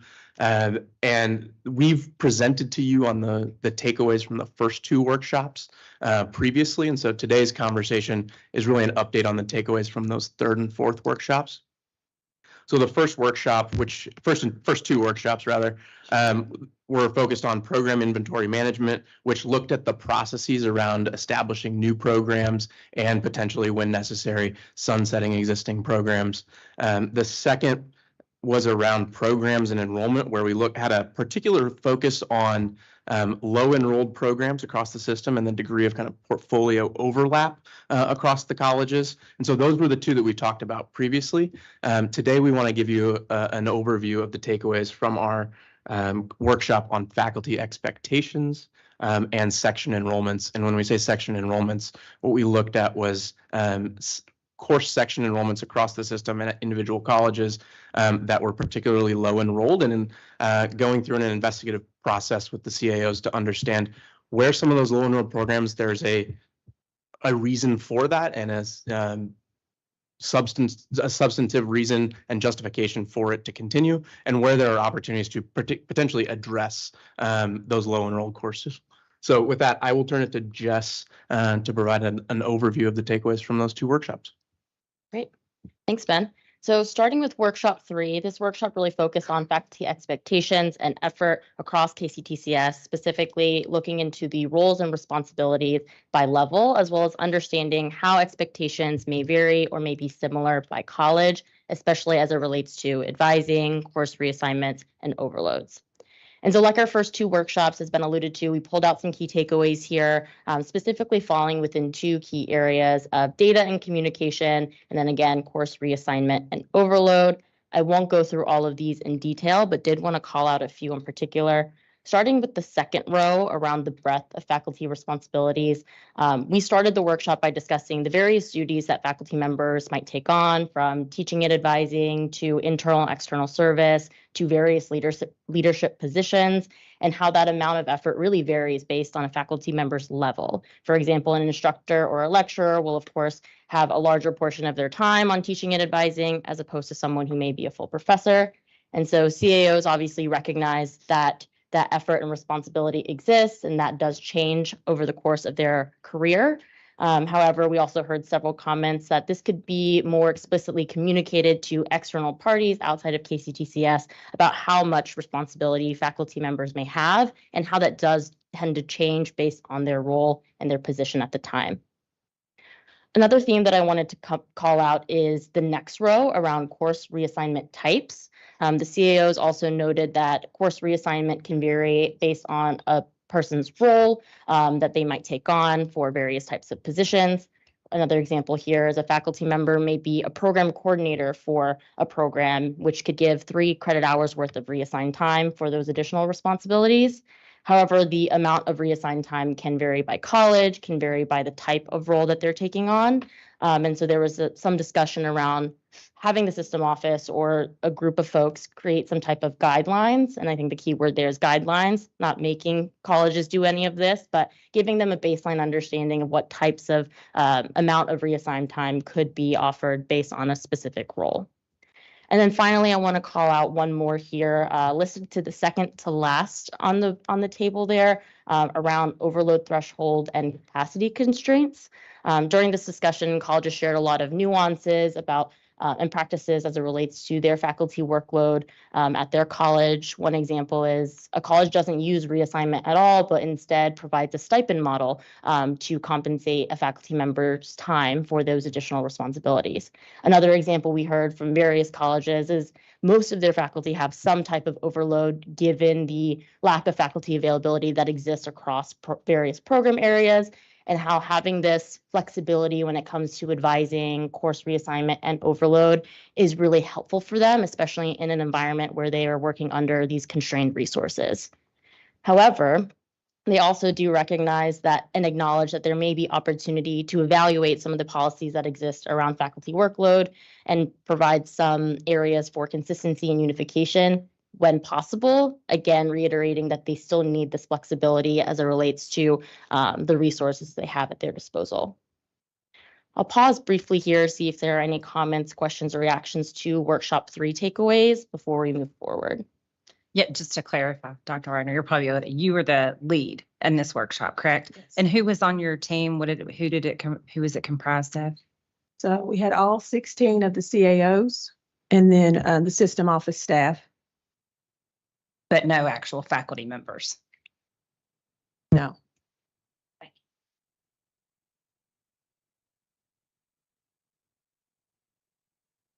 All right, I think maybe we move forward to workshop 4. Dr. Wagner, you'd like to walk us through those themes? Sure. So as Ben mentioned, workshop 4 had to do with low section enrollments, which CPE defines as fewer than 10 students. Some of the key takeaways from that, first of all, we did look at course modality and course type and kind of talked about low section enrollments. There were key takeaways under data and documentation. We kind of looked at the overall process of how course scheduling works and how we monitor the enrollment patterns. And one of the opportunities that was shared was to kind of formalize a best practice around utilizing data, especially when we have new academic leadership across the system. We also talked about technology and being able to have real-time updates so that we could make scheduling decisions. And then under the academic portfolio, we did talk about opportunities for course sharing, whether that's courses. We also spent a lot of time talking about program sharing at different colleges. We also talked a lot about post-pandemic, the online and the demand, should we have more hybrid? Should we have more online? Do students want back to in person? And so continuing to monitor that. And then we also acknowledge that there are times when we do have low enrollment sections, either because of accreditation, because of equipment. For example, if there's a welding class in a technical program, and they only have 8 bays, well, you can only have 8 students. So we did talk about that there are certain times when there are enrollments that are lower than 10. Following that workshop, each CAO has been asked to complete an exercise. It's called the Section Enrollment Review Exercise. And basically, they're looking at last academic year, 2022-2023, and justify the need for smaller sections or where there are opportunities for review. So we're going to take a look at each one of their courses that have less than 10 students and drop them into 4 buckets. The first bucket is we're not able to address due to factors outside of our control. The second bucket is it is addressable, but there may be barriers to doing sharing. The third bucket is addressable and we're interested in sharing. And the fourth bucket is addressable, but may not have strategic value. So the assignments from all of the workshops are due next Friday. Sorry, I'm going to be the one that asks all the questions. Probably Patsy's going to hop in here any minute too, I assume. So when you're talking about interested in sharing in that third bucket, you're talking about course sharing with another institution? Mm-hmm. Okay. So like a low section of English 101 or Comp 1 would be shared, let's say, because Gateway's right there. We're going to pilot together with an English faculty member and it's an online course anyway. So exactly. So how then, I guess my question is that maybe you haven't answered it yourselves yet. How then do we say eeny, meeny, miny, mo, who Who gets We paid for haven't- that section? Yes, we Okay. haven't gotten there yet, Okay. but we talked about that, and when Huron made that recommendation, we talked about it may not be as possible to do it that way because of those examples you just gave, but maybe it's better at a program level versus a course by course level. Right. You make a really good point that the distribution of resources is an essential ingredient to that decision of what will be shared and how. So that's something we have to think about. Yes, I hear faculty collectively sighing all over the state right now. So, yeah, thank you.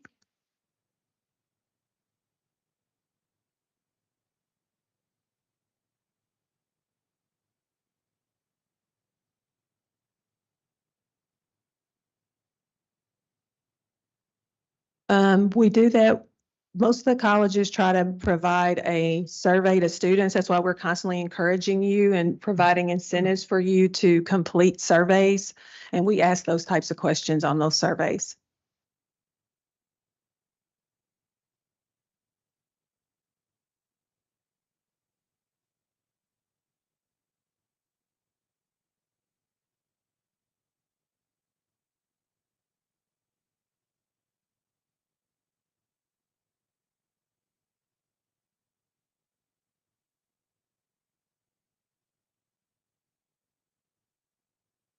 Absolutely. Well, each college is a local college decision. So which college are you with? Maysville. Okay, yes, so we can definitely connect you with people there. So we do get that information from both college surveys, national surveys of students, and we do look at the data from prior sessions to kind of help. It's like a little dance, you're trying to figure out with all the information you have, what's the best course offerings. And so if it's something you're interested in at your particular college, we're happy to connect you with the people there.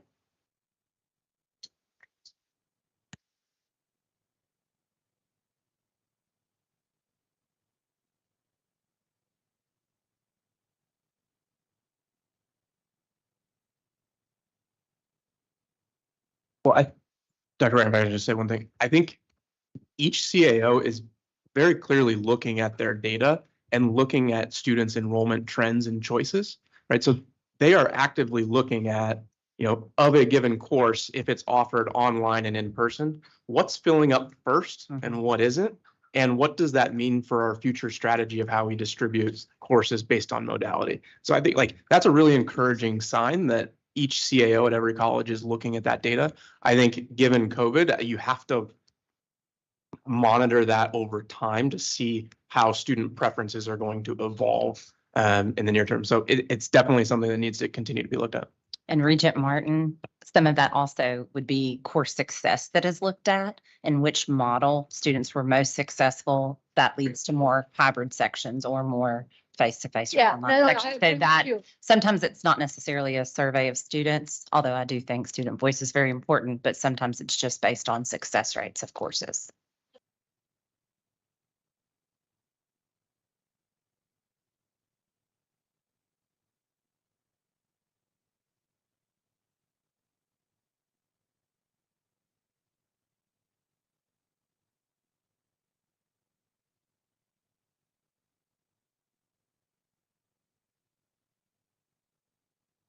Sure.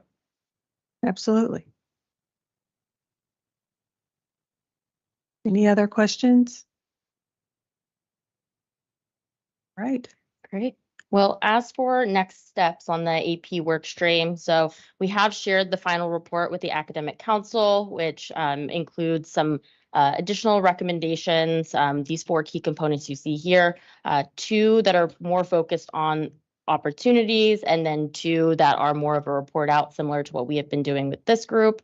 For the 2 opportunity areas, so the green boxes you see on the screen, the first are just additional opportunities that Huron has identified through those various conversations with the CAOs, as well as through those workshops, similar to kind of the opportunities we identified in our first phase of work. And then the second is around a new program opportunity assessment. So a landscape scan of potential program opportunities for KCTCS to consider. Again, just a framework or an application of that framework, not something that we're saying that they necessarily need to move forward with, but something to consider as they're doing future analysis in that area. And then I will pass it to Chris to go over next steps. Yes, we just have a couple meetings to wrap up this phase of work. We're meeting with the PLT next week to talk through that next layer of what are the options that we showed you today, org structure wise by function, and then want to make sure that we then take their feedback and then when we will present it to you sometime in January. That meeting's still TBD on being scheduled.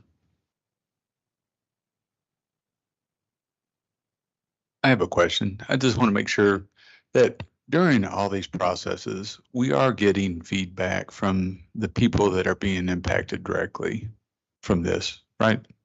We are.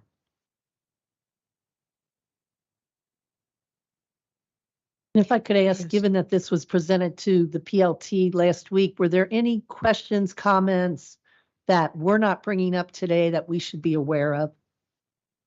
I think the question about how will it impact staffing levels that has been brought up was for sure brought up. One was also just around understanding of customer facing things versus back office type transactional duties, which I think plays out to some of our comments on shared services and transactional duties. But that was something that we talked a lot with the PLT about. Well, I want to make a statement.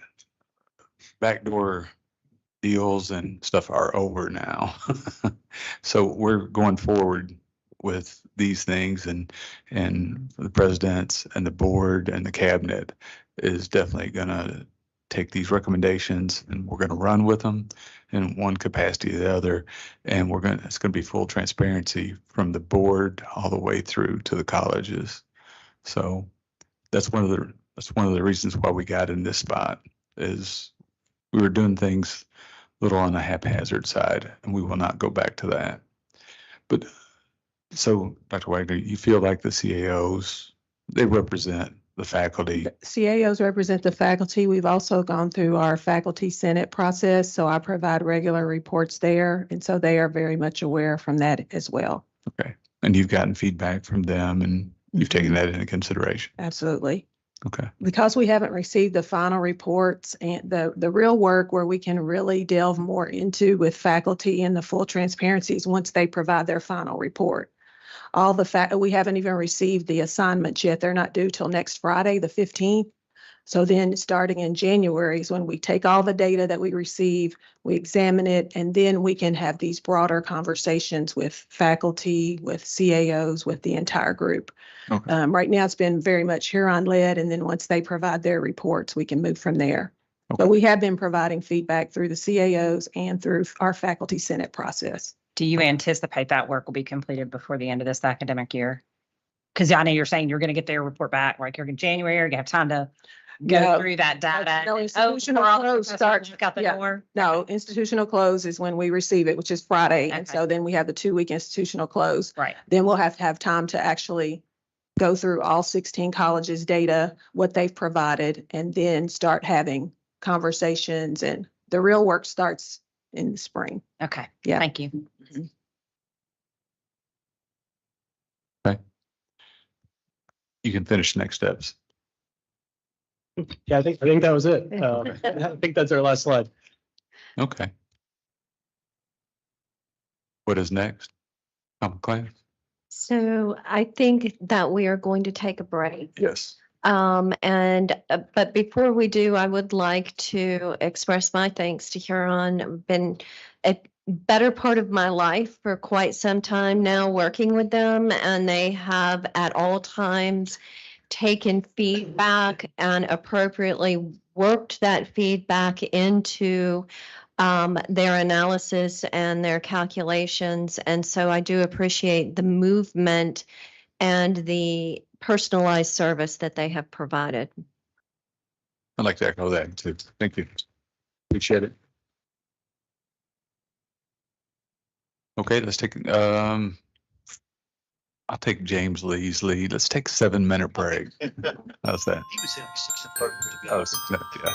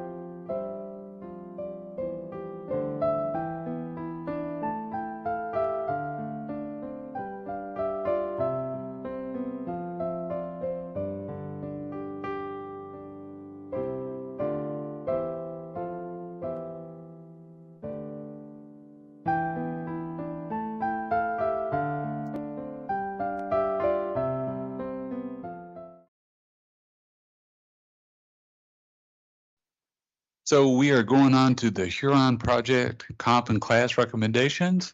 Parliamentarian Pam Duncan is going to present for us. Okay, so this is a little awkward for me because I'm used to words and not numbers.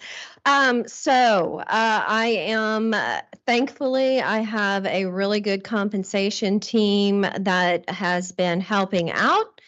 And the lead on that compensation team is Bridget Cantor from West Kentucky. She's the business officer and the human resources officer there. And Sarah Ballard, if you have not met her yet, please do introduce yourself. She is the new project management officer, and she is currently in my office setting up her office. And at some point, once the continuity of Huron is not as intense, the need for continuity, we will determine whether that office needs to move elsewhere for more strategic goals. But right now, she is the one that when we say, and what were our next steps? She whips them out and says, here they are, and she keeps us going forward, ever forward. So thank you, Sarah. Thank you, Bridget. Now, our next step will be, and I'm looking at him over there, he's trying to pretend that he's doing something else. Our next step will go to the business officers once we're able to get the salary schedule where it needs to be. But remember, your jurisdictional requirement as the Board of Regents is to be solely responsible for the approval of compensation and benefits for our employees throughout the state. As such, we are bringing to you a salary schedule for both staff and for faculty.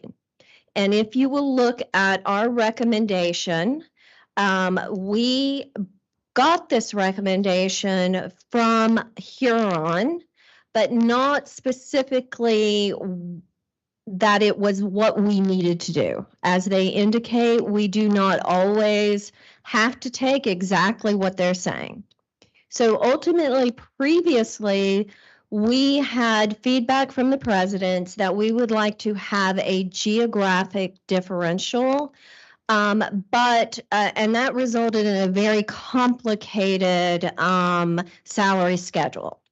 So the implementation team went to work trying to figure out a less complicated salary schedule for both staff and faculty.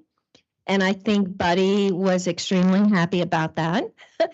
It also ensures that we do not have to have as complicated a PeopleSoft structure for ensuring that every employee is not only mapped into the position they want, not only are supposed to be in, not only banded appropriately, but also banded to a geographic differential.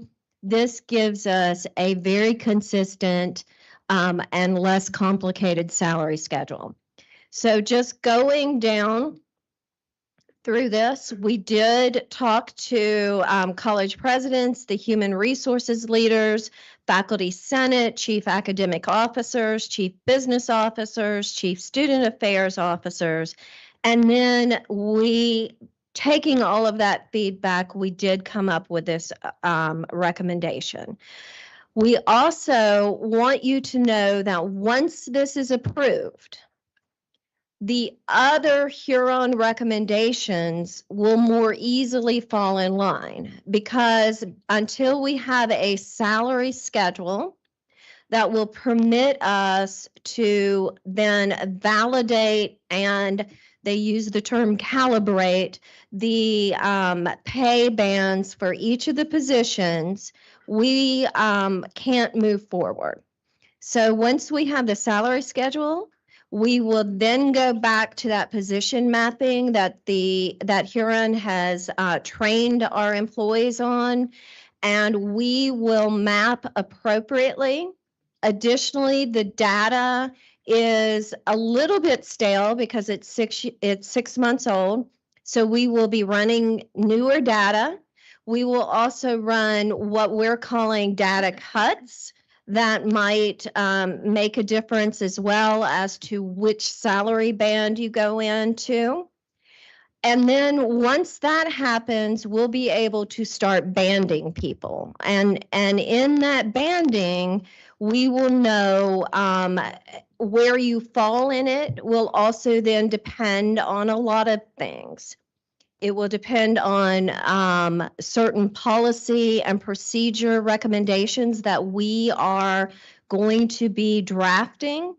And those will also take into account the geographic location of your college, what the labor market is like, but it will also take into consideration all those traditional human resources factors, which are length of service, performance. That's very important because our whole performance kind of framework will need to be rethought and redone and implemented appropriately.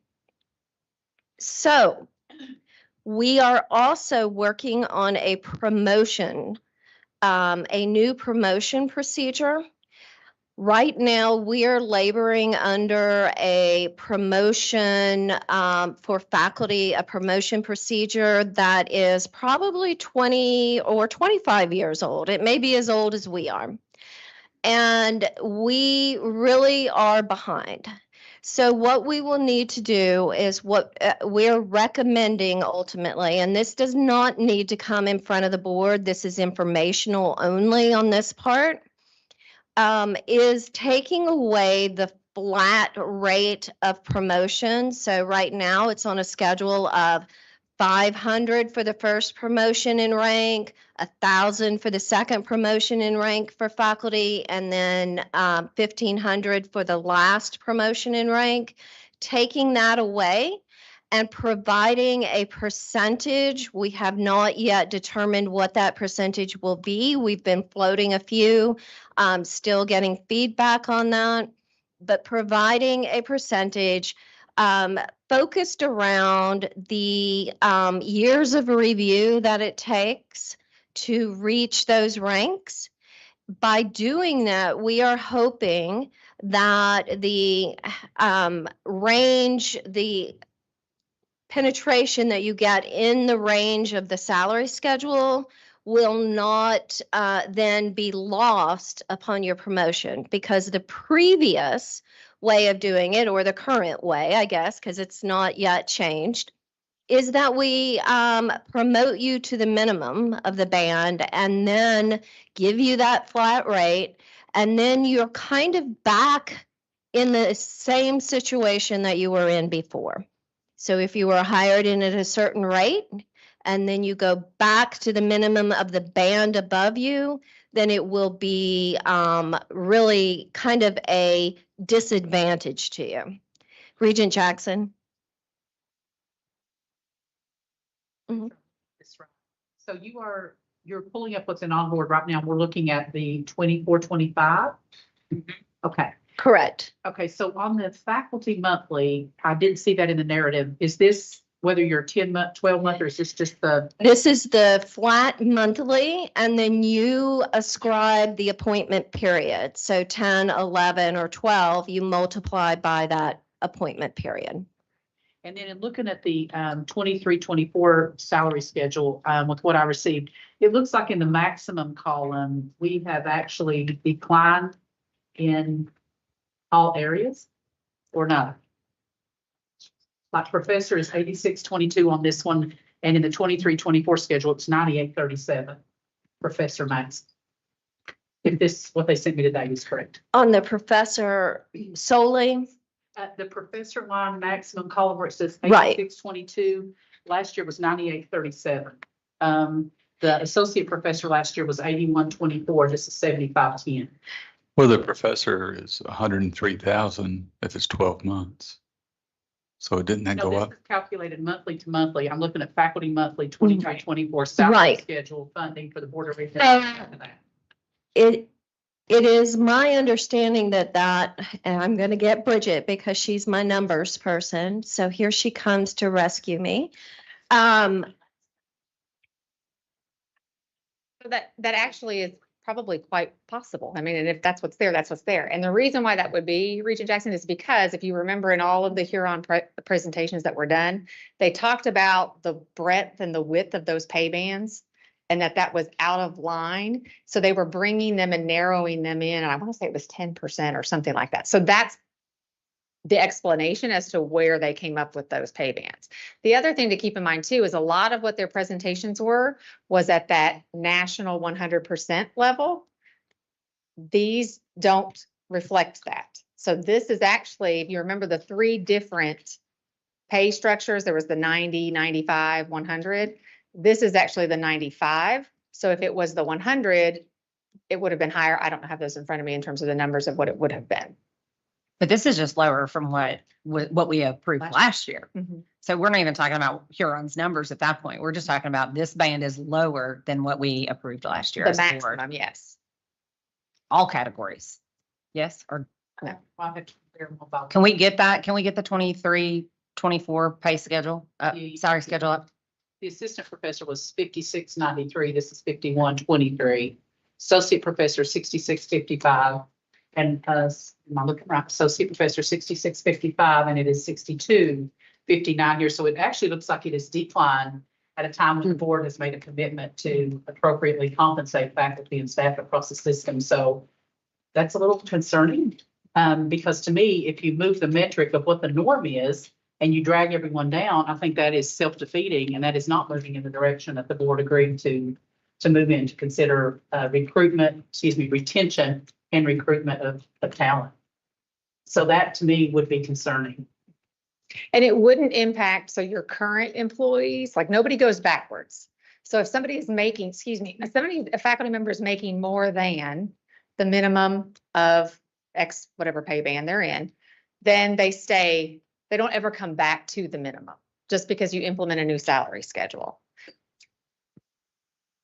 Yeah, but thinking about this with, with career longevity, when you're thinking about the maximum that you can earn, whether it's, penetration into someone's overall salary, we've actually made the premier community college system of the United States of America less appealing than it was a year ago, which I find confusing. I'm sorry. No, and part of it really, I mean, honestly, it comes back to your all's discussions with Huron previously in terms of the 40% market rate. We wanted to be 40% below or at 40%, not at 50%. The data cuts, the range penetration, did we want the ranges to be 10%? Did we want them to, what was that width and breadth? So that's where these figures from Huron came from. And I really appreciate, I want to make sure, I'm very appreciative of the work that has been done with Huron, and others may be much smarter than I am, but I've attended every meeting and listened well. And I've tried to inform myself about this. And this was really one of the reasons that I really hoped that we could meet to have some discussions prior to this today, because I don't want to take up a lot of time, but this does not seem to reflect what the board committed to in appropriately compensating faculty. I'm sorry, it's going in the wrong direction. Buddy, do you know, we would have approved that in the summer, correct? But when would we have seen that salary schedule for approval? I can just look at Onboard and try to go backwards and find it. Because I can't just Google it. It's not there. It's in board documents on SharePoint, and it's also in the board packet. I do believe it was the June board meeting when we approved the salary schedule, but I'll have to go back and check. I wasn't prepared to answer that question right now. But I'm looking at it right now. So. I could see that it would not impact necessarily the minimum, so for maybe the recruitment piece of it, but when you're talking about retention, it kind of shrinks the band of hope for faculty who are extremely credentialed and work salary, which means we don't get hourly, which means they can basically work you as long as they need to. We do what's necessary, right? Salary people jump in there and work more than 37.5. I don't think I'm saying anything out of line. I think we all work more than that. But yet we are shrinking the long-term opportunity for faculty here based on that chart. That's just my thought.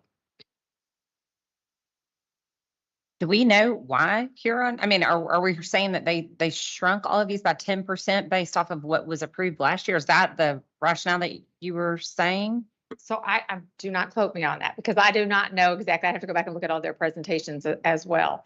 But they did look at the breadth and the width of each of those pay bands. And they did specifically say that they were too wide because what happened over the years when we were not getting pay increases and they started shifting the minimum, but they didn't shift anything on the back end. Or they made it farther on the back end and didn't change the minimum. So there was not the movement and the change in the pay schedule as what there should have been. So when they came in and did their research and benchmarked against Coupa and Comp Analyst, that was the data sources that they used. That's where they then came up with these bands and said they needed to be shrunk as opposed to where they were, because we only had like 26% of our employees were actually into and not even close to the market. Right. If you remember those bell curves that they showed over and over again, and we were way to the left. So that was where they were trying to shrink that, I guess, to get a more normal distribution. So this is, I'm sorry. No, I'm just as a follow-up. So yeah, I mean, I see what you're saying. It's exactly 1437 between each of these, right? We've shrunk it Yeah, to be it equal. was more consistent. But the other thing I'm going to say is Huron was aware that we did raise as a board.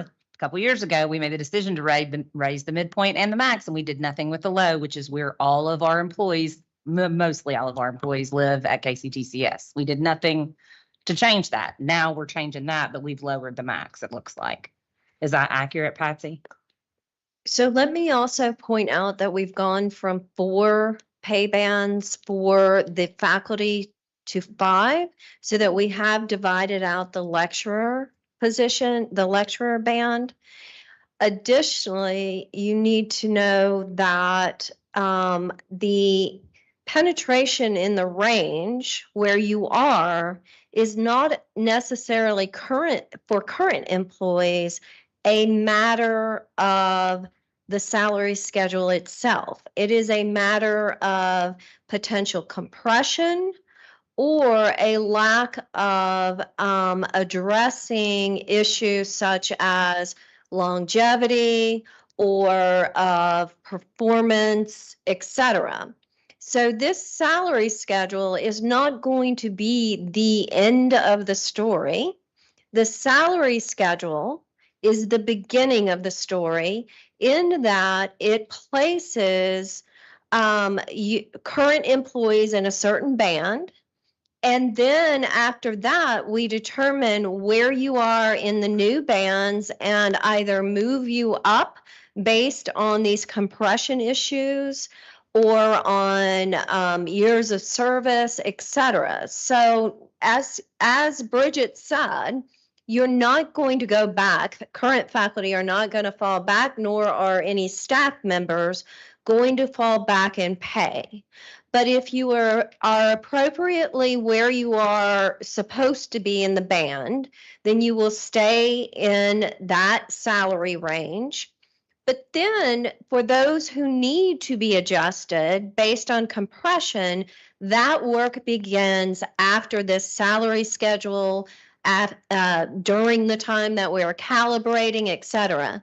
So there's no way to do this all at once. We've got to lay the foundation just like any house and then start building on it with the issues of making sure our families, our job families are appropriate, our procedures are appropriate, our policies are appropriate, and then addressing that compression issue. I have a question. Lecturer is new to the salary schedule. Is there a reason why we didn't have that before? I don't know what the reason is. So lecturer, I'm going to go back in my archives here, in my files. When Dr. Selby was reassigned to the system office, he and the chancellor's area worked with faculty to come up with a lecturer position. That lecturer position, that was probably back in, 8 years ago that happened. There was never any adjustment or coordination with HR to determine that a lecturer should be in a different band, since a lecturer is not, for those who do not know what a lecturer does, a lecturer is primarily someone who has no extra duties, no committee assignments, nothing else, but strictly to go in and teach. Often it will be online, or it will be a lab assignment, etc.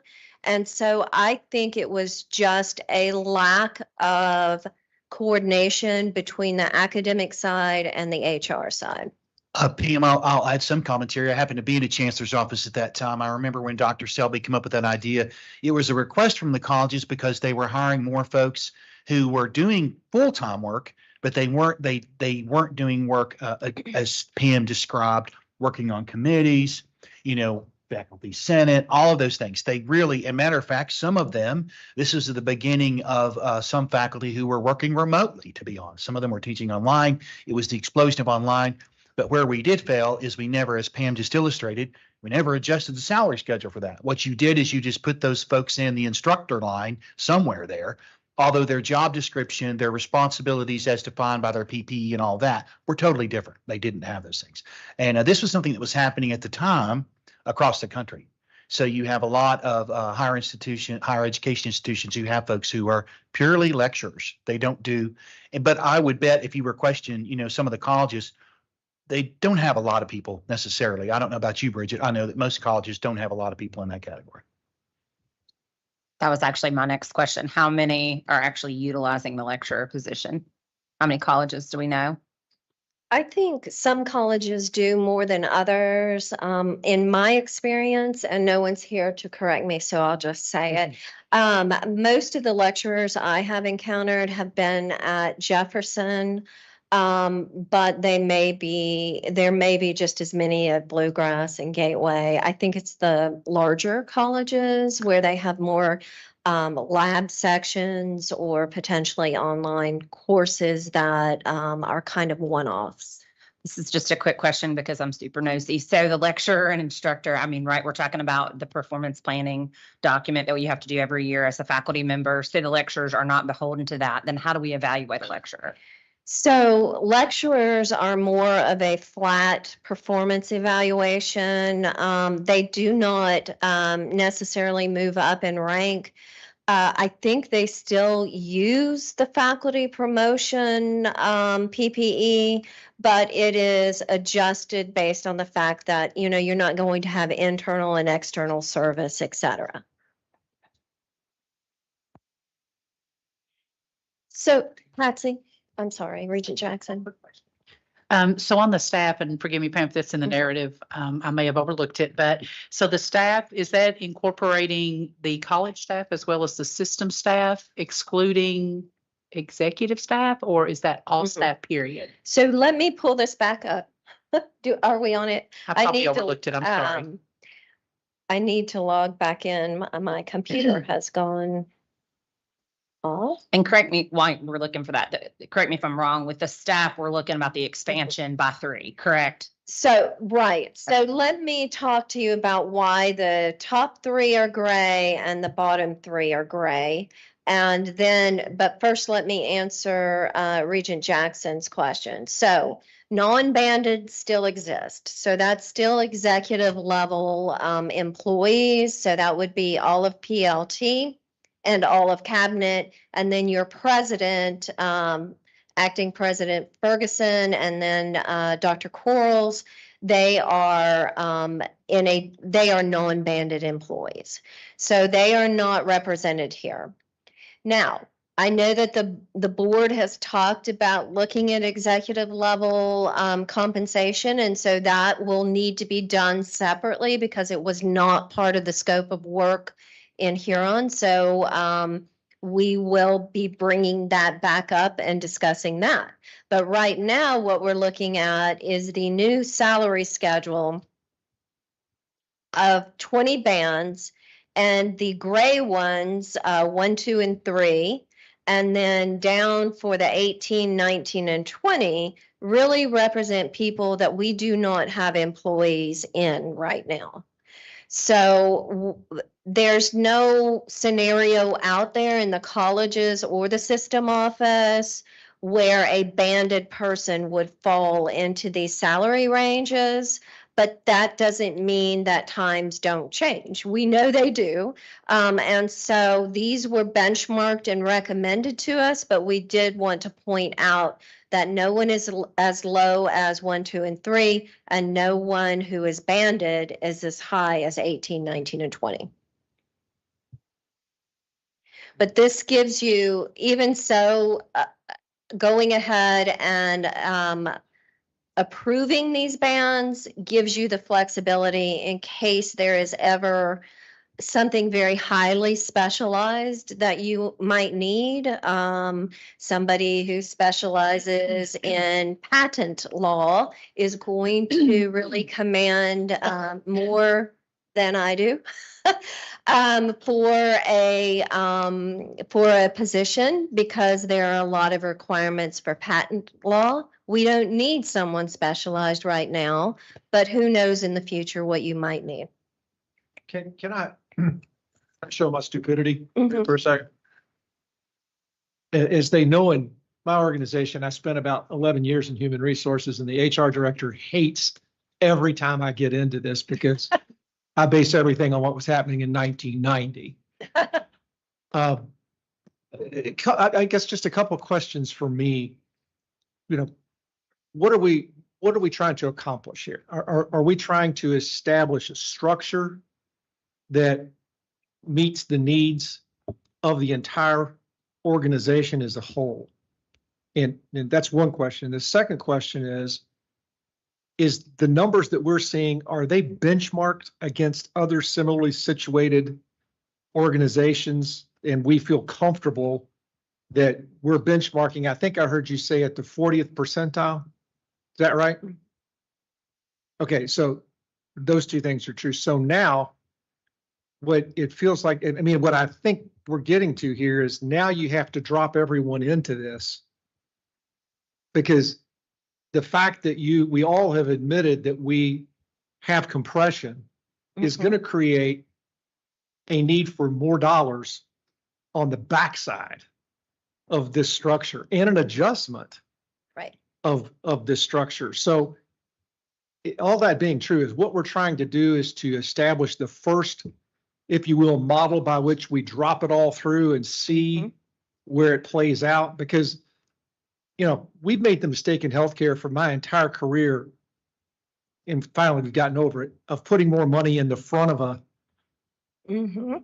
scale and losing everybody on the back end of the scale, or not being fair to people on the back end of the scale. And, you know, what I guess what I'm hoping is happening here is that what we're trying to figure out, or what our input on this is going to be, and we're going to have to defer to a lot of people who are smarter than, you know, I mean, that understand this process. But I think we're going to have to determine, you know, or what you're looking for is, do we have the right number of categories? And do we have a broad enough band that people can grow within that brand, even if we don't necessarily change the numbers in that structure on a regular basis? Is that correct? Okay. Absolutely. All of that is correct. Okay. So what would happen then, to kind of get to at least what I'm thinking here, and you and Patsy tell me if I'm wrong. What I think as a board of regents we have to do is we have to look at how that shakes out and say, okay, the dollars that we need to invest in this to make this fair, equitable, and attractive are X. Right. But my last question on this, and maybe I was sitting in the room when we decided it, but where did we come up with the 40th percentile? I was not in the room when that decision was made. We decided. Because I mean, I got to be honest with you. I mean, if we aspire to the 40th percentile, wow. Yeah. I mean, you do realize that means 60% of the institutions are higher. You know, it would have felt like to me at some point we would have said at a minimum we want to be at the 50th. I mean, right. 40% of the So you're not comparing by Right. percentiles. So when we're talking about that, my understanding is that we are talking about where we're shooting to get people within the range of the band as well. So it's not just, and you can correct me if I'm wrong, it's not just, it's exactly what Joe said. I'm going to get myself turned around here. So it's what he said. Okay, so what that tells me is then that what we've done is we've set a midpoint and worked off of that as a Right. percentile. Right. We're not comparing what your job is to what someone else in the industry's job is and saying that if we plot those on a graph, you're at the 40th percentile, whereas somebody else will be at the 60th or 30th. I mean, you know what I'm saying? Because in Right. typical compensation studies, that's what you're looking at. So in the next step of the compensation process, we will validate the position mapping. And I want to be clear that the position mapping is about the value of the job. Right. And so they have looked at and benchmarked the value of the job through comparables, so to speak. And they then, once we have these bands in place, which are also based on comparables, we will then go forward and take each of those positions based on the labor market value of that job Right. and place them into these bands appropriately.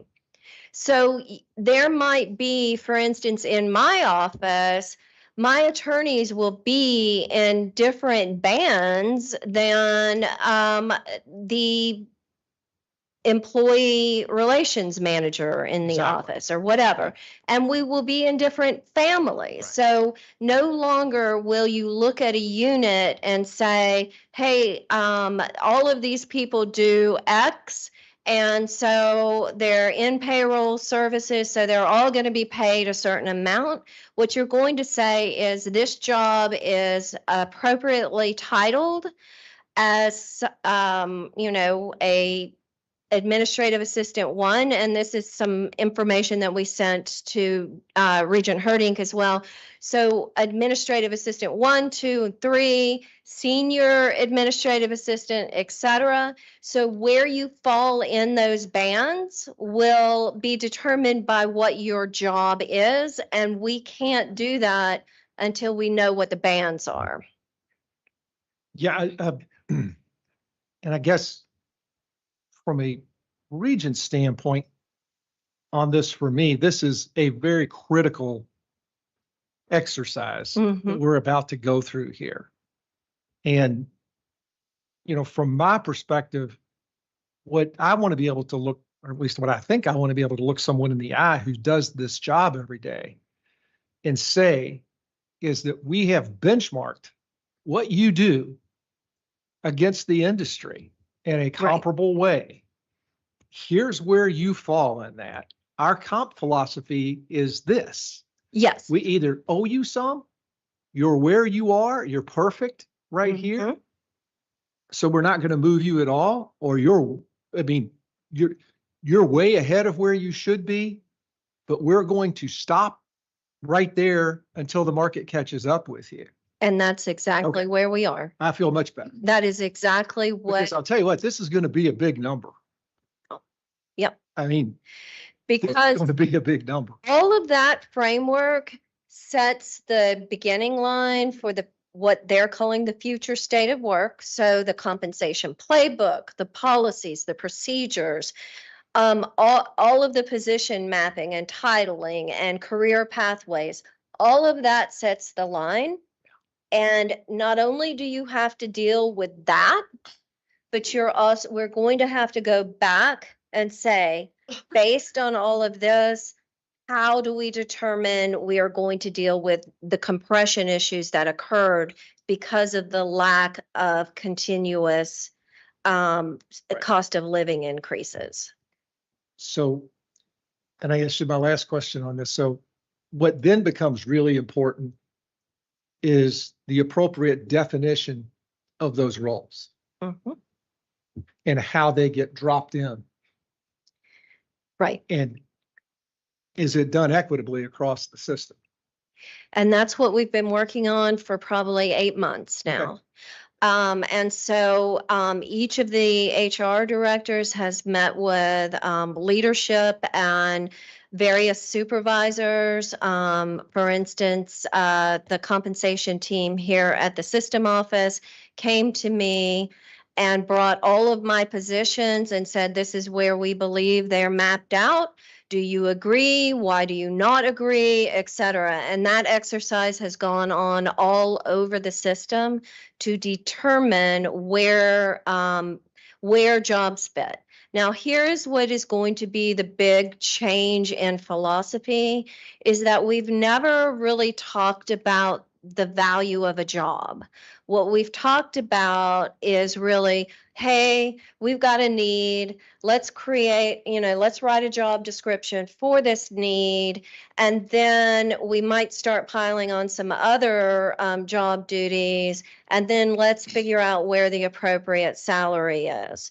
What we're going to be doing now is making sure that before we hire anyone for a need that we might have, that we have them appropriately in the family, the subfamily, and mapped into the band that they are supposed to be in and where they're supposed to be, so that there is a framework around how we do our hiring and compensation from now on.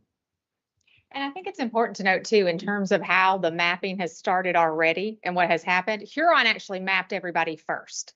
So when they looked at the Coupa data, so they looked at that, they looked at comp analyst, and they found positions that were comparable. So just like you said, if there weren't positions that were comparable, they took, let's just say it's the chief finance officer, that one they could match evenly. But in our structure, we might have an assistant VP or an associate VP. That didn't necessarily appear in Coupa or in Comp Analyst, but if that was banded at, for let's say, a 17, then the assistant might be a 16, and they kept it in line so that it was sequential based upon where they actually could anchor positions to. So they did that initial mapping, and then that came to the HR leadership to actually look through it and say, yeah, no, we don't agree with that. And then the HR leadership met with their local leadership as well. Let me say something. So I think we're not going to be able to get beyond the fact that we reduced the pay structure. I don't think anybody's going to get beyond that. During this whole process, did you guys not think that as well? Yes. And why are we not going to be able to get beyond it? I have a question.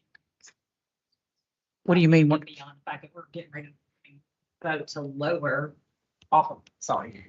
Yeah, we're not going to be voting to lower the maximum from what it is established, which is 98.37. I have it, but he kind of sent it to me. So we're saying then we have to vote on this today, and we're not going to do this after. I mean, I know that was the plan, but there's a lot of gray around this particular topic. Hold on one second. Chairman Like, Martin. we're not agreeing to make this a fixture that we're going to budget on. We're going to do projected budgets based on these numbers. We're not approving any budgetary adjustments right now. We're just approving these proposed bands and these proposed positions and compensation levels, right? Right. You're just approving the salary schedule, which is right. So that structure, then everything else, as Regent Cox said, falls into it. Right. Now, because it might be a little bit different, it might be a little bit lower. The question is not so much, well, what's going to happen to the current employees? It is, okay, do we make sure that we have sufficient framework around our compensation processes that we don't fall into that unwritten rule that everyone comes in the minimum no matter what. And that has been something that has happened, and that has contributed to our compression issues. it has contributed to this making up of positions to try and fit a higher salary. It has contributed to another part of the Huron study, which is this span and layers issue, where we have people who are given supervisory duties. It's checked on their JAQ, and they're never given anyone to supervise. So all of those things are going to be fixed. But until we figure out the salary schedule and we get it approved, we can't really bring back to you a fully thought out, number one, implementation plan or study of what's going to happen, nor can we, we just really can't move forward without a salary schedule. Okay. Is this written in stone? You approve it every year. So if there needs to be an adjustment, next year, we can certainly move forward with that. But again, we are not going, just like no horses were harmed in the making of this movie, no faculty members or employees will be harmed in the setting of this salary schedule. This is future state. Pam, how does this get institutionalized? Who becomes accountable to make sure that no one drops through the cracks? Right. So really, you have to empower Dr. Quarles to make sure that each of the presidents is delegating the authority, the appropriate authority, to their HR professionals and coordinating with the system office HR professionals to ensure that this is moving forward. And there are queries that we can run to ensure. So for instance, let's say that you do that Dr. Quarles brings to you an implementation plan that says we are going to work on the bands that we have the most turnover in first.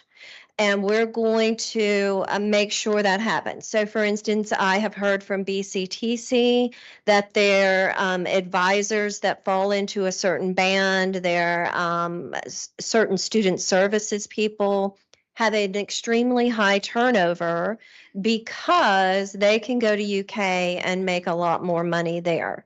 So is that happening all around the system? And if so, do we concentrate on those bands and then move to the next bands, et cetera? How do we implement it? That implementation plan will be developed and brought to you by Dr. Quarles to at the March board meeting, we hope. But certainly it would be just constant vigilance. If we go through with this exercise based on the existing salary bands and it comes back and it's not acceptable to this board, do we start all over? Well, I think it would be a matter of adjustments and tweaks at that point, but this gives us a starting framework that we can start looking at all of this and moving forward. So that's why I'm saying that it might not be perfect, but it is new and it more closely reflects what we're trying to move toward. I know, but let me ask you, how would it impact the study if we used our current pay structure? So let me say, I think that the study would be fairly unsatisfying. Let's just say that if we use our current pay structure, because like Bridget was saying, there was a lot of expansion of the bands to try and deal with other problems that we had. And so we want to more narrowly define what those bands are. And I'll let her speak to that. Well, and I think also an issue with that would be the current structure in terms of the positions that currently exist. I've been here for 17 years. I couldn't tell you how a chief business officer is banded to pay band, whatever.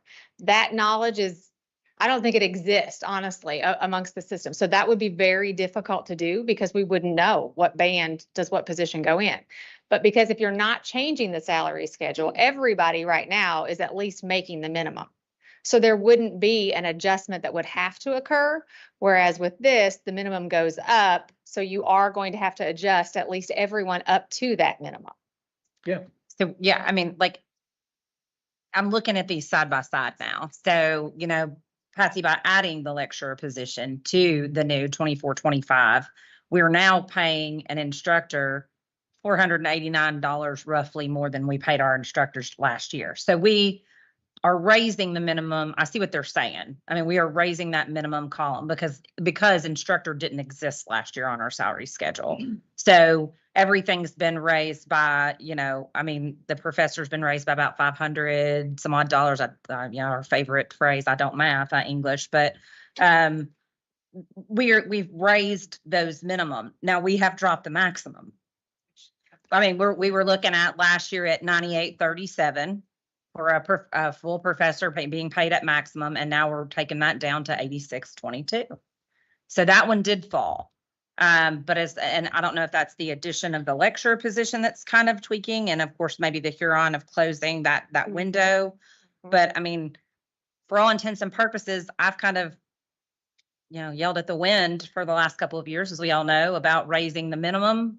We've kind of just raised the minimum, not by much, but just by a little. That's what I still don't understand, is if we left the pay structure the way it is, but we increased the minimums, how is that going to impact the salaries when you put them into the groups? So if you leave, to say what Bridget said a different way, if you leave the pay structure the way that it is, then the position mapping and the banding of those positions really has to start all over again.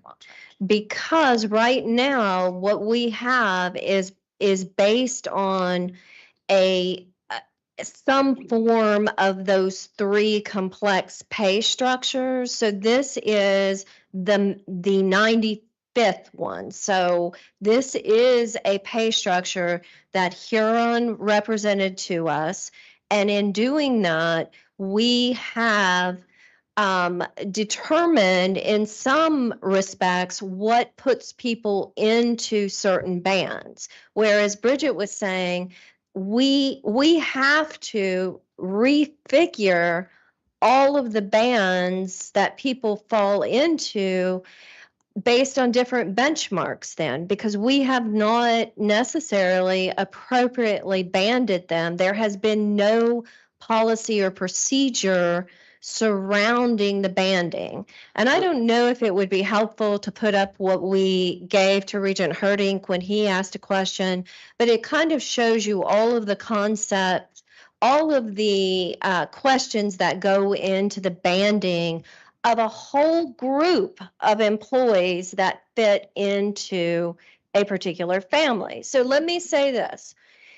Right now, if you have a director of compensation, you have a director of, I don't know, I can't even come up with titles. You have a director of the Institutional Integrity Office. So you have various different directors. There's not been any real concept or framework around determining anything but what a director does, not what a director of X does, a director of Y does, a director of Z does.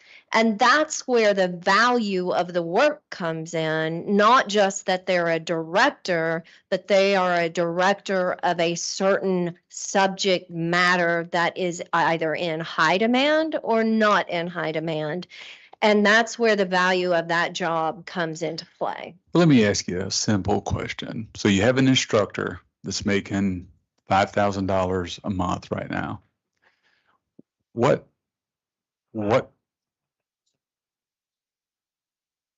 is, I'm just saying 5,000 in general. Okay. That's what they're making now. And what would they be making if we adopt this? Yeah. $5,000. So Okay. like, and I So think. what if we change that to what we were doing before? Because the minimum is going to stay, but the midpoint and the maximum is going to increase. They're still going to make $5,000, right? Yes, so there would be no adjustment to that person because we're not going to harm anyone. Right.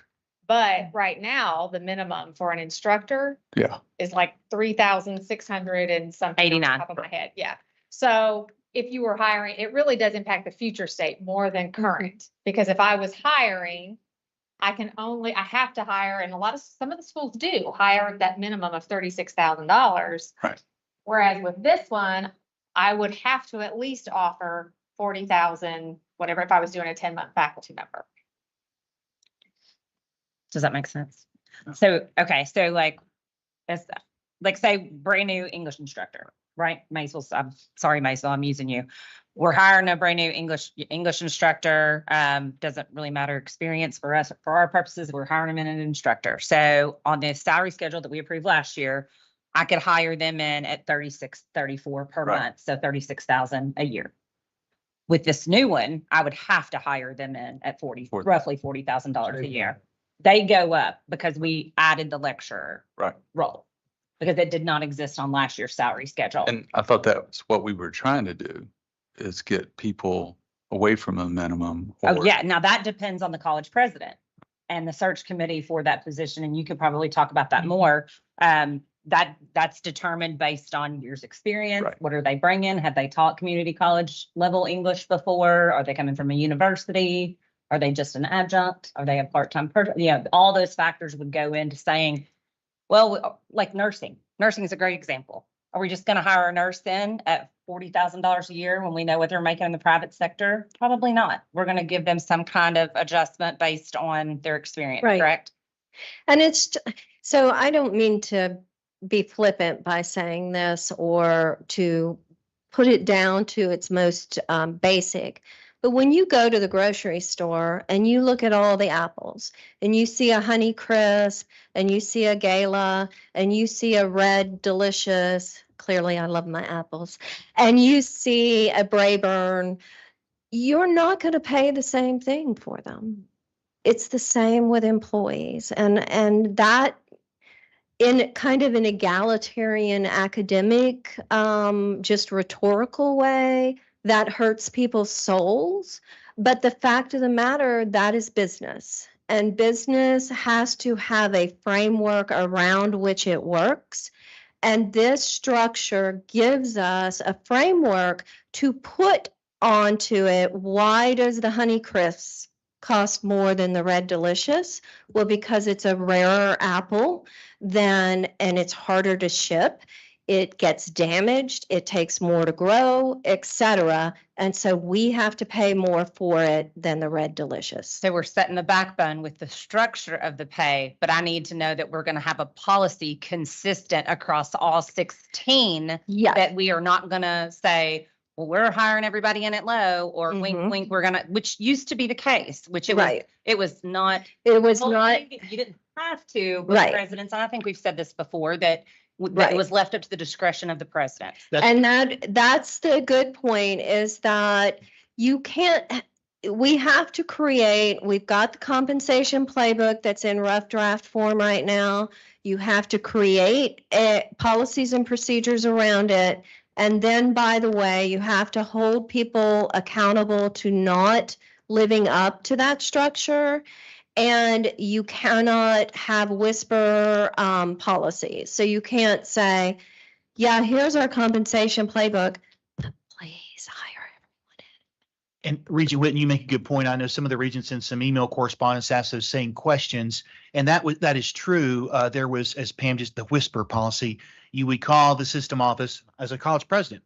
I want to put this person at this end, and they may say yes, they may say no, but we didn't have defined criteria. There was nothing strategic to say that. And I'll be honest, the answer to me was always no. And I would say when we started looking at mapping, particularly at my college, I never started faculty at the minimum. Just didn't. I have a lot of competition, always started above the minimum. So it will probably have less impact on my faculty than it would be at a college that started everybody at the minimum. So I think that And I'm certainly not a numbers person either, but I do think that what we're doing today is something that you really do every year. That is approve the schedule. And it is, as Regent Cox has said, it's the baseline. It's what we're going to get started with. So many things have to happen after the regents approve or not approve this. One is even on the back end, the technology side, we've got to build all this in PeopleSoft. And folks, we have 6 months. So there are a lot of timelines that are dependent on this. It's also something, it's a place to start. I think that we do need the policies and procedures to support what will make sure that we are consistent. And I'm sure some of my peers, the presidents, they would want the same thing, I'm sure. But we have to get there. And that's something I'm sure that we can get to, but we got to start. And to add to that, we do have the VP of HR position posted and a national search ongoing for that. We have a director of benefits and a director of compensation position. We think we might have the director of benefits filled. And then the director of compensation will be the person who really keeps this up to date, who makes sure that the VP of HR is appropriately apprised of new market trends, of new changes in the policies, and then you all have to hold the KCTCS president accountable for ensuring that this happens and happens on a consistent basis. So I like personal examples, so I'm just going to ask this question. Mhm. So if we go scroll up to the staff and we look at pay band 10, Mm-hmm. so this one, right, is roughly $40,000 a year at the minimum. And so tomorrow, if we hire, I'm saying tomorrow, not obviously literally, I know there's some back end work, right? But if we are hiring this person as a position, the one from last year was $35,000. So they're going to make $5,000 more. So what about the person that we just hired in September? So that's part of the second part of that, which is compression and equity adjustments. And the way that you stay out of compression issues, one of the ways is to do those equity adjustments, but you don't do them, again, based on acting like everyone is a Honeycrisp. You do it by saying, what is the value of the job? How many people have the same type of job in the same family, the same type of experience, educational experience, and you look at that to determine if that person in that job needs to have an adjustment. Let's say that person in the job that was hired last year. Just September. Right, just September. Let's say September. But let's say they only have 2 years of experience and the person you just brought in at the higher level has, a 20 years of experience in that area. You won't do that equity adjustment there, but this is a good point that the implementation team has said that if anyone is below the minimum in the band that they are currently in, the board will need to direct the administration to at least create that option or go forward with that option 1, which is to bring them to the minimum. And Bridget may want to address that more. Well, the only thing that I want to say, though, is to be careful, because just because someone right now is banded as a pay band 10 does not mean that they're going to be a pay band 10 in the next structure. Right. So that's where the position mapping and looking at the actual functions of the job compared to where it was benchmarked data wise. So you can't just look at it and say, right, I'm a pay band 10 today, I'm going to be a pay band 10 tomorrow, and therefore I'm going to get X number of dollars of an increase. And I think the biggest thing for me as a faculty representative, of course, and I always say this to all of my staff in my building or staff across the system, I represent you too. So and as well, I think as the 2 staff regents, we listen to everyone, right? But I think, how are we going to effectively communicate that to people? Because there's going to be a lot of hurt feelings.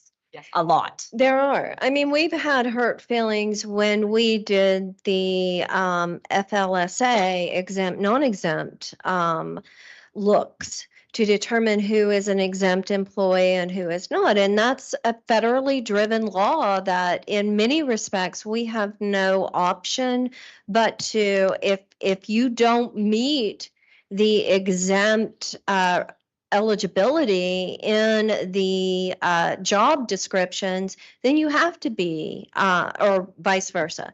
If you are non-exempt and you have to fill out a pay form, many people feel like that is a degradation of their job in some way. There's not as much respect when you have to every week. It's just not that. It's driven by law.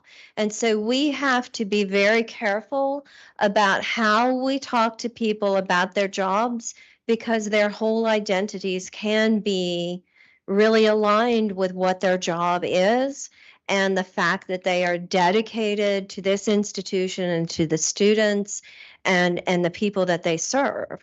So we will have to explain that, that you're not having anything taken away from you by being put in another band. It is not about respecting what you do or not. It's about labor market and market-driven benchmarks. And Pam, just to kind of piggyback on that, I know I think it was a communication we previously received, there would be a communications plan from the implementation team. So what can we expect after today? If it is approved, what can we expect for the PLT to receive or faculty and staff? I know there are obviously a lot of people watching right now, but what can we kind of look for going forward? Right. So this is why I'm so grateful for Sarah and the PMO, because she has been helping to draft communications as we go along. So I do believe that they will be more forthcoming in a more regular basis. But what will happen once this salary schedule is passed is that we will send out the fact that it was passed. And then we will give next steps and where we are and what they can expect next. And then we will begin to have a cadence of communication that will go out periodically. The implementation team meets every week, and we set aside an hour and a half. Sometimes we go to 2 hours, 2.5 hours, because there are a lot of issues and a lot of moving parts on this. So each time we do that, we may have more to report out. So they can expect that we will be as transparent as possible. What they cannot expect is that we will be giving specific names of people and where they will be moving, because while that is all open to the public, we feel there is a time and place for that. So, presidents, what do you guys feel about this?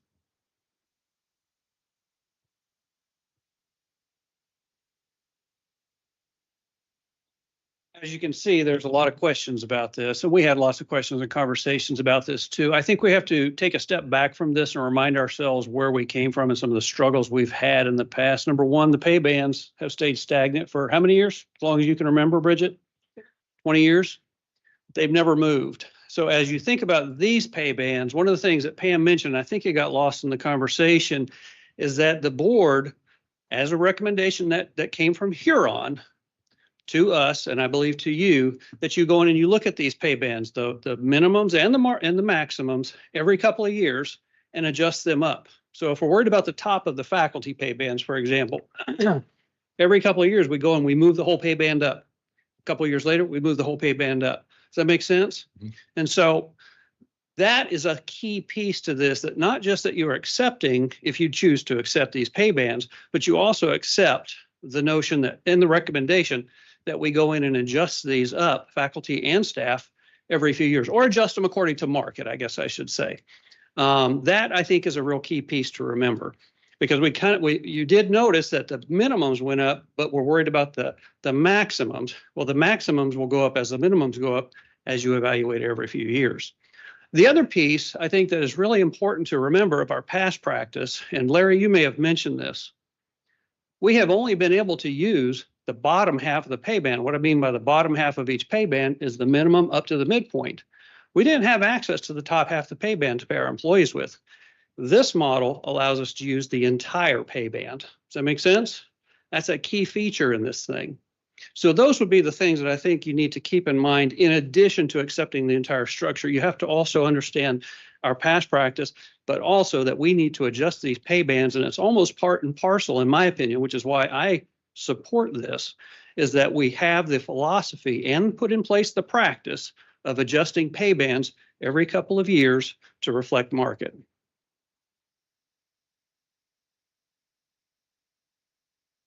And the adjustment of the maximums down will not impact anybody that's here now, right? No, but I do have actually a question that piggybacks off that. I'm going to muddy the waters some more, and only because he gave us his information when he had made public comment. Professor Rodsky came up here and he actually said what he made, which was 70, right? And he said, I'm not at market, 79. And that's right. As of last year's salary schedule, 79.94, 30 years of service. So when, based on this, we scroll back up, you know, when Professor Rodsky gets to market now, he's at 71. So we just took $8,000 out of his pocket. Go ahead. Not necessarily. So that's where when Pam said the criteria and the factors, so at a minimum, so he's going to stay where he's at, right? Right. Because he's already passed the minimum. Right. But then if he meets certain criteria, years of experience, excellent performance ratings, all of those things then become the criteria in which he can get placed further. So he may end up over the market, for example. Based on yearly evaluations. So we're going to be promised yearly evaluations as employees by our presidents and our HR staff. We're going to be made that promise. So here is what is also broken about what we do, the performance rating for both staff and faculty. Is the huge lift that comes along with all of this is to create a meaningful performance evaluation plan for both faculty and staff. Right now, you can almost hear the collective groan across the system when supervisors have to go in and do the PPE, because it is click here, put a percentage here, move over here, write this, and it is just cumbersome. And so that has to be meaningful.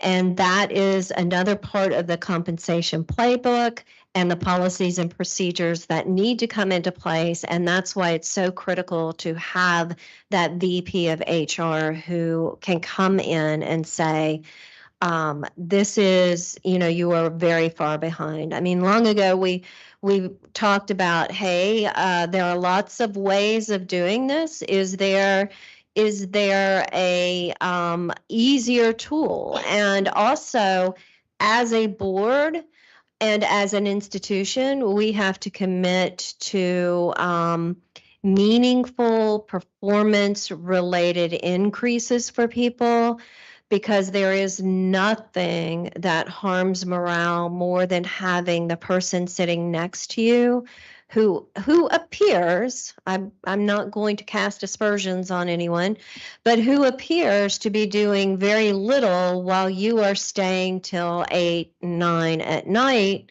and you're still getting the same pay and the same performance rating and the same increase or the same not increase each year. So the way the board looks at increases is also going to have to change. For instance, Huron has talked about having a whole pool of money that the board sets aside, but then for increases, but then determines how much of it will be performance related versus how much of it will be cost of living increase, and various other buckets. So there is also a commitment on the part of the board to really dig deep into how employees are rewarded for above excellent performance. Yeah, and I'm not asking you to make that promise because I know it's not your promise to make. It's the president's promise to make. And I don't want to get in the weeds of that or tell them how to do their job. I just think it's a really important piece for all faculty and staff, and to make sure that we're at least given that opportunity to have that annual review and to be called, a Honeycrisp and not a gala, right? Pam, I just want to say one more thing. I'm sorry. And it kind of goes all the way back to even what Russ said about who we were benchmarked against. And I think if we probably looked at some local school districts from the secondary level, we would see that many of our faculty are paid way below what some of our secondary educators. We've actually had people leave the college to go teach at a local high school because they could make more money. That's one thing. Two is the word commitment. You know, I really appreciate that. And what makes me a little nervous is this seems to have shrunk, and I understand the increase in minimum, but if you're also taking down the maximum, you are somewhat compressing opportunity. Even if you're not compressing present to future employee, you are compressing the opportunity of advancement in this pay band, which is still a little bit worrisome for me. But Regent Jackson, can I just, before it flies out of my mind, say this one thing? The change in this in the pay bands also for faculty and for staff is also to incentivize movement upward, so that if you have a top of a band at an instructor level or wherever, that people say, hey, and I'm not saying that's why you would the only factor that would go into this, that would say, hey, I'm fine here. I'm going to stick here and keep working here. Then what we're trying to do is also, by the new faculty promotion, the modernization of the faculty promotion rates, and also these bands, is to incentivize movement upward, to be able to say, hey, I could move to an assistant professor rank and make more money and move forward. And that's why both of those, modernization of the faculty promotion and it needs to go hand in hand with the salary structure. So that's one component in that. yeah, I really appreciate that, because I do understand that. I know that's part of what we're going to be looking at. And the only concern I would have on that side is, even if we increase what faculty are earning with the promotion, but we're shrinking the highest achievement they can make, is that being eat up? You know what I'm saying? In that it's kind of like trading tit for tat, I guess, if you can say. If you're going to increase their promotion money, but you're decreasing the maximum that they can earn, are you really giving them anything? Or is it just a way to repackage, money? But I just want to kind of just mention, and I'm not opposed to doing what is best. Please don't think that I'm being argumentative, but I will say this, because I will speak very plainly. We sat in this room as regents, and we voted to pass a one-time little salary, little bonus to faculty. I voted against that with the assurance that in the future, that money would be put into a pot to be given in larger raises for faculty. That did not materialize. When I asked where that money went, it said it was reabsorbed into the fund. So when I'm thinking futuristically about what I vote today that's going to have long-range impact on people, the integrity of my vote means a lot to me. Maybe some people just want to serve. I want to serve with integrity for the people that I serve in this role. And, the other thing is, we committed, just like you said, Pam, that we would look at, or excuse me, Honorable Duncan, to, giving faculty these substantial raises, staff these substantial raises, to adequately compensate them. But when this board came back together, we were offered a $1,000 raise before we ended up having discussion and voting on a $2,000 raise. Although not all members of the board really were even involved in the conversation of how did we get to 1,000. That is not sort of what we discussed as a board. So somehow what comes to the board is not always maybe what the board is thinking is going to come to the board. And when I look at this, I understand the numbers. I've kind of looked over that well. 103,000 basically is what your maximum professor faculty could earn versus 197.18 for your staff, even at the number 16 level, which does not include the gray areas. So, I mean, that's a pretty substantial difference of about $94,000 just between your maximum faculty professor salary and, what that staff band would be. So I just think there's a lot of unknowns And that's what makes me very uncomfortable about voting for this for aforementioned reason that I said it seems to be shrinking and not really fixing. And I understand we're going to build other interventions off of this. But looking forward, it makes me a little nervous to vote on something and have this conversation that we will commit to things and then it does not materialize. I mean, I'm just going to be honest, or we have to go back and revisit it in some of these examples that I've given you. Well, as Regent Whitten said, we can make the commitment to do all of these things. The ultimate authority to hold people accountable will be Dr. Quarles. And I think that that is the person that you will need to have this particular conversation with.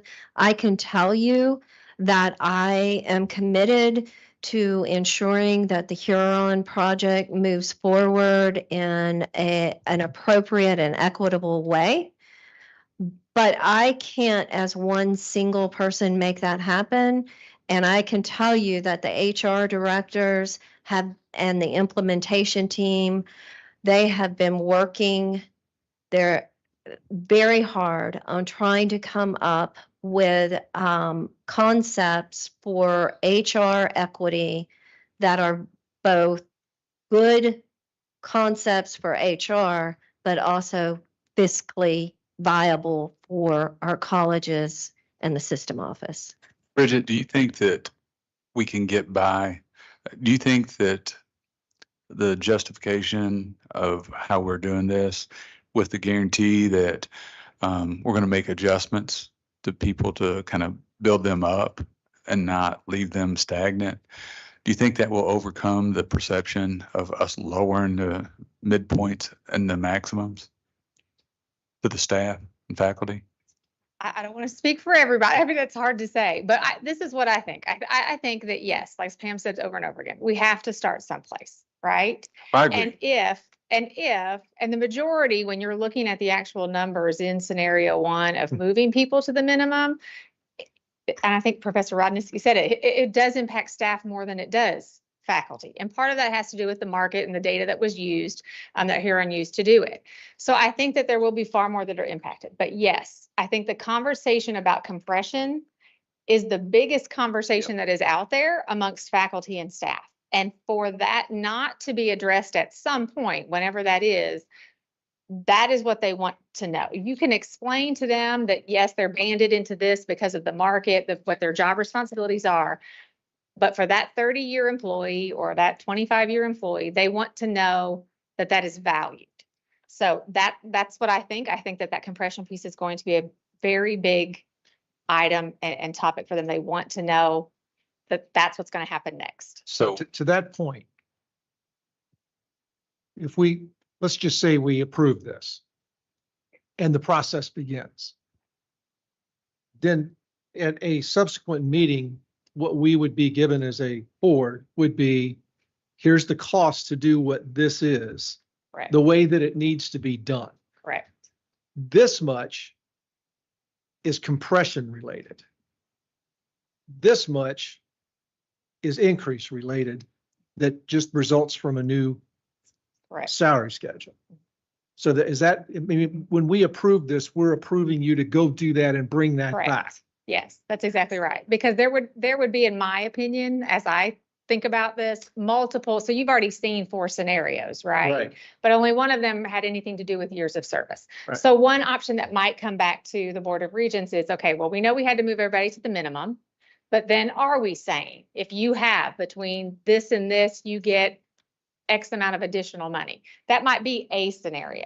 It might be a scenario, and some of that might be a percentage. Some of it may be a flat amount. So there would be different alternatives to be able to be reviewed and looked at. Yes. Yeah, and so that gives me a bit more comfort that the person you're hiring to be in charge of comp is going to be critical to this, because once you get in this process, consistency is going to be of the utmost importance. Right. Across the entire system. Right.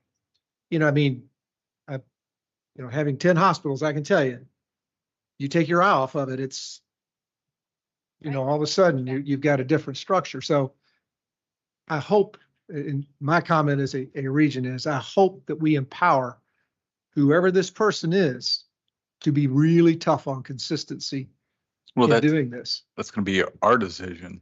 Well, I mean, it is, but from the standpoint of how you get to that number and how it gets jimmied, Right, right, I've seen it with my own eyes. right. I think we I call it jump talked about. shopping. That's Yeah. what it has been for years. Well, and Job all you shopping need to and do is go factory. back, I know we hate to do this, all you need to do is go back 6 months and see what U of L did.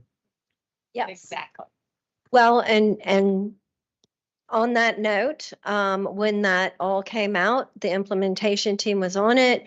We provided all of the links to various articles about what U of L did. And Sarah has bullet pointed those for us so that we will be on the lookout for what might happen. But yes, whenever anything like this happens, we want to be cautious about ensuring that each moving part is being adjusted as we go on. It's Right. not about moving this piece over here, put this poinsettia here, we're done. It's about making sure that the poinsettia is watered, et cetera. And I sound like a bunch of analogies today, but it is just a constant vigilance. So next up, if we do approve this, when will we be able to see numbers? So we've talked with Buddy's people, so Buddy and the peer team, the business officers, which Bridget happens to be one of, because she wears both those hats.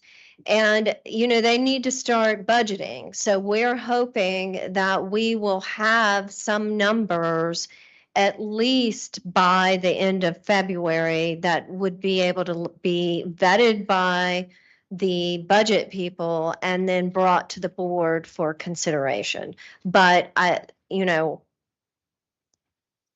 keeping my fingers. I think if we do approve this, the sooner that you can get the information out to the board, so we can digest it.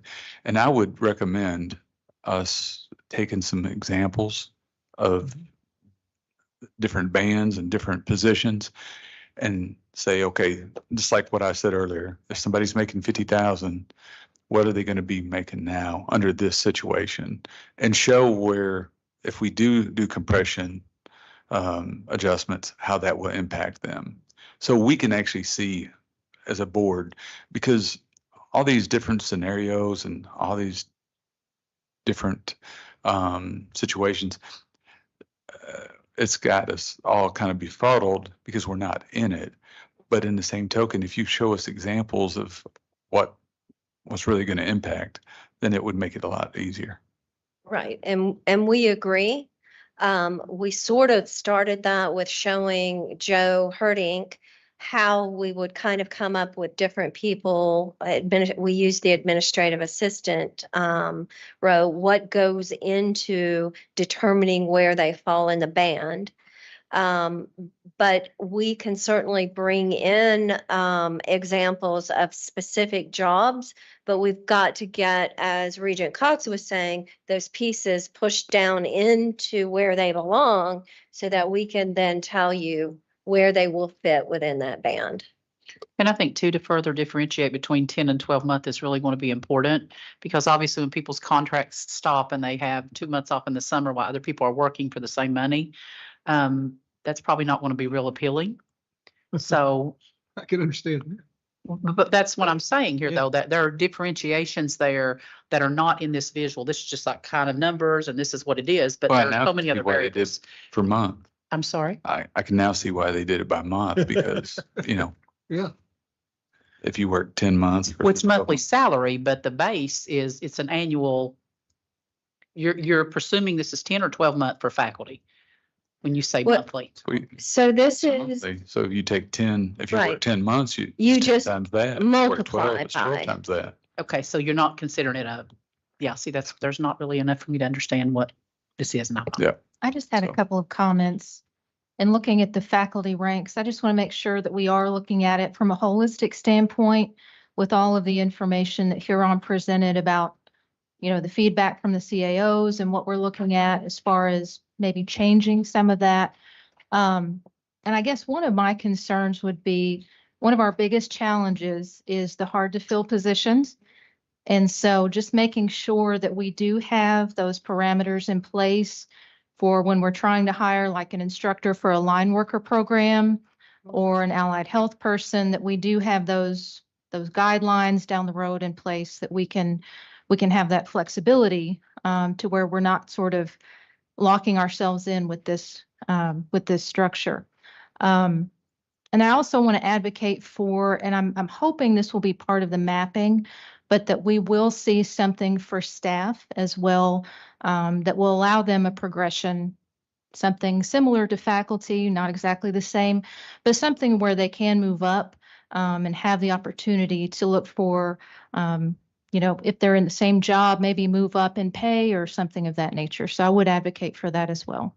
So, and to piggyback on what Kim's saying, and I agree with definitely the staff needs some kind of promotion process, but I do want to point out to everyone in this room, we're messing around by lowering the midpoint and the max for that professor, associate professor, just by a couple hundred, but more as it goes up, right? It's 98 from what we approved last year. So you can see that's a $1,200 difference by lowering it. So if you're hired in at low and you're kept at low, and I'm going to just use our friend Professor Rodsky again, because he's emailing me right now too. So, he's going to retire. I mean, it's been said before, he's going to retire or die before he hits midpoint. Mm-hmm. And I'm just, once you're a professor, you don't get that bump. You don't get, that 500, 1,000, 1,500 that you get when you move for each rank. Right. You never see another raise. So I have a hard time with this. I'm just going to be very frank because, I also work with a lot of folks that fall in that midpoint or the minimum of professor, and they are key to our institutional knowledge and success. And if we start losing those people, we're going to be in a big way. And at local colleges, we're going to struggle. Well, and just remember, if you're in the minimum of that band, who is it that approves salary increases each year? Who gave the 7%, who gave the 2,000 onto the base salary? So this authority is your authority. That's the very first discussion point that I made, is that you have sole statutory authority over the salary structure and the benefits that employees receive. So compensation and benefits, it is yours to approve. So if there is a salary increase to be had, then you are the ones who hold your one employee to his or her feet to the fire, in this case, his, to the fire, to say, we are going to have these annual cost of living increases. We're going to have a meaningful performance rating system that gives some incentive for people to go above and beyond and doesn't just make people sigh with the sheer weight of having to do it. So it's not as if you would fall into that professor band and never move forward if the board is in your salary, if the board is approving salary increases as we go along. I think it's come to the point, we're going to be able to discuss this for months, so we need to move on with this and put it to a vote. I mean, I do understand all the concerns, but I think until we actually run the numbers and go through the process. So we're not approving this to start immediately. We're approving this for a budget for next year. That would start. So this would not be effective until the end of this fiscal year. And then during that time period, we would be creating that implementation plan and trying to figure out where everyone fits during that 6 months, it may be that the board determines we need a different salary schedule and we might tweak it a little. But the fact of the matter is we've got to start somewhere, and this is benchmarked by Huron. And with everything else in place, it gives the flexibility and the structure to be able to start this process. Yeah, Joe. As part of our motion, can we include, if we approve this, it will be reviewed, I think, Dr. Neal maybe said every 2 years minimum. Make sure that's a Yeah. part of our motion when we do that, so we know that's, Okay. Say that again. that we add the stipulation that it's reviewed at least a minimum every 2 years. That we review the midpoint We do and the salary maximum. schedule every year. You certainly can, Joe, but to be honest, keep in mind, you approve this every year. Yeah. So it is every year. Every year. It is an, But it is as- an as you annual brought forward approval. to you changes that should have been made, you know. Right. Okay.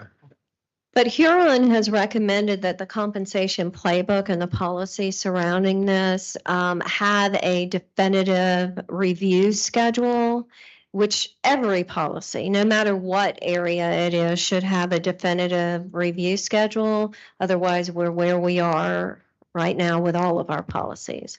So all of the compensation structure should have a review period of at least annual or every 2 years. Yeah, and Joe, I don't want to take the words out of your mouth here, but I thought, and Buddy, feel free to smack me if I'm wrong, but I think that this board told Buddy Combs last year that we would like to make sure that we always see in the recurring budget a 1.2 to 2% line item in the budget now for raises. Is that, we did say that, correct?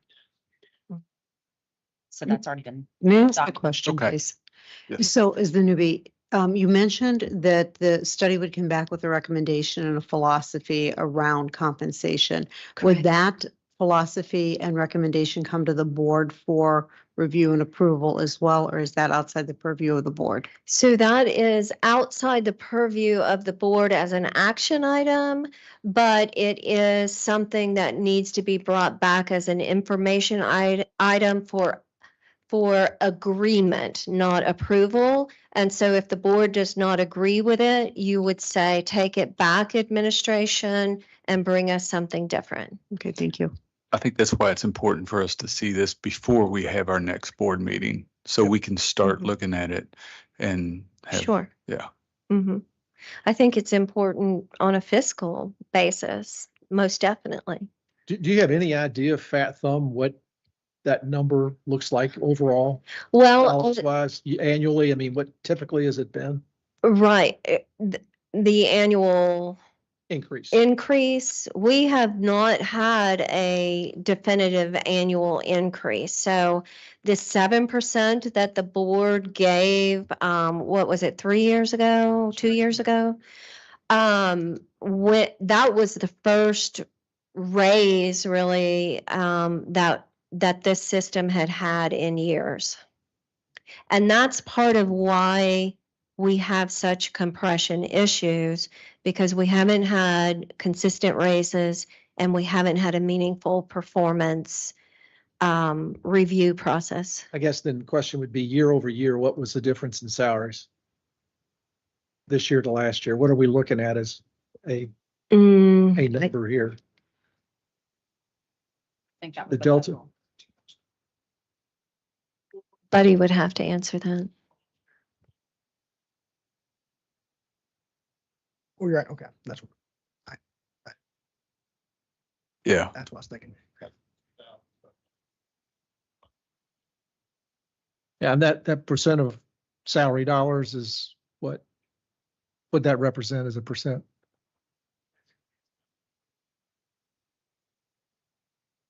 Yeah. Okay. Okay. Okay. So it didn't go in the salary? Or it did? Yeah. Okay. Yeah, it did go into the base. Okay. Okay. You want to put this, do I have a motion to accept this? I guess I move we accept the salary schedules as shown. Do I have a second? Second. Okay. And since I am up here, I'm going to ask Chief of Staff Hannah Rivera to take the roll, please.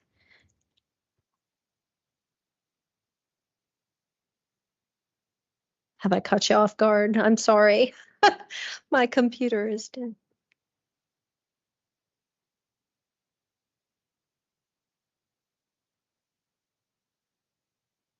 Aye.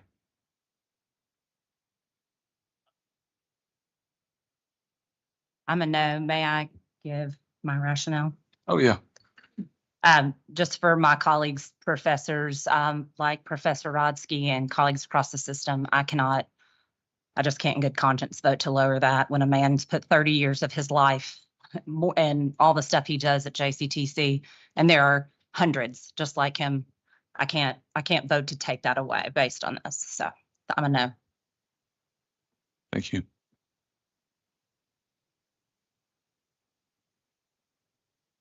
Yes. Yes. Yes. Yes. No, and I'm also going to give my rationale. Similar to Regent Witten, I do have some testaments from professors I've had at Jefferson, knowing that they put extensive amounts of years of their life into the school system. And personally, I just could not do that as well. Doing a small pay raise now, but essentially lowering the max earning potential just does not seem fair to me.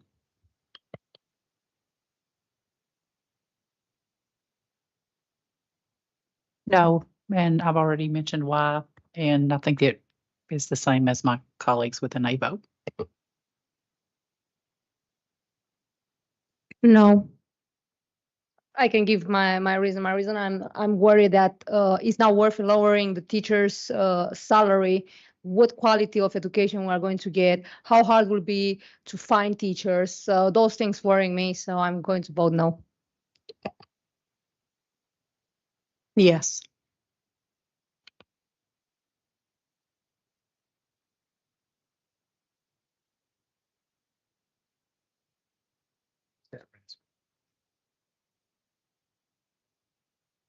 Okay, it passes. And just for the record, we will have to wait and see how this impacts, but I would imagine that it won't have a detrimental effect on employees. It's going to have positive. It can't be a positive effect on every employee. We don't have enough money to do that, but it's a start. But that's a curiosity. Those cuts, where are those money going? The money that we are cutting, where are they going? Where are they going to be located? We're not really cutting any money. Right. So Everybody's, yeah. everybody's pay stays the same. It's just Yeah, sorry, I got that one. if we don't change compression issues, then what Brianna was talking about is true, that the professor will stay at the same amount. But the same professor has gotten increases over the last couple years with the 7% and the 2,000. So we are trying to work on increasing across the board as much as we can. But we can't make sweeping changes because we can't afford that. We have to have these numbers to see what we can afford. Is the newbie, can I ask another point of clarification? So once we've approved this, numbers are tallied, we come back with real life examples. Do we have the ability at that point to amend this? Yes. Thank you. Yes. Yeah, we're only approving the methodology and the structure. We're not approving any kind of budget or any kind of salary. Thank you. That's what I understood. All right, thank you. I know that was a robust conversation, but that's what democracy is all about. Yeah, and you know, the meeting that we have to go over this, we probably will need a 2-day. This will probably take a day to work on, I would imagine. And Pam, it took us years to get to that conversation. So that's a success in itself. Yes, it is. Okay, next agenda item, because it is 4 o'clock, right? 4:11? It is, and we did, Chair Martin, extend dinner to 6:30, so we have a little bit of time. Okay. If we want to get through a few more things. Oh, okay. Let's take a 10-minute break. There you go. That's 7.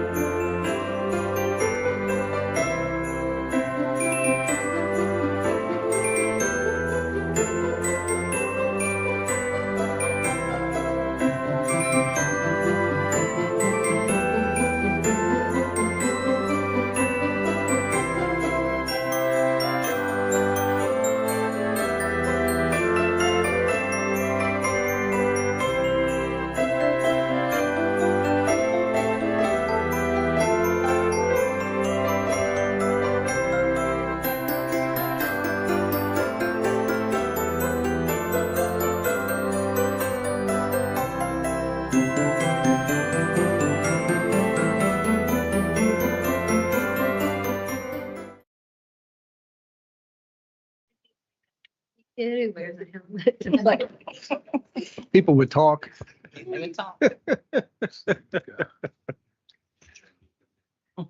People would Okay. talk. You ready? Take us to the hotel. Yep. Oh, now you're between us and that. Okay, do you all watch 25 Words or Less ever? Yes. I've challenged myself. I told Keith, I'm like, can I do this in 2 words per slide? I think I can do 8 minutes. I do have a quick video for you all that I think you'll enjoy seeing and hopefully will be a bright spot in the day. So I want to start with a quick update on Education First employers.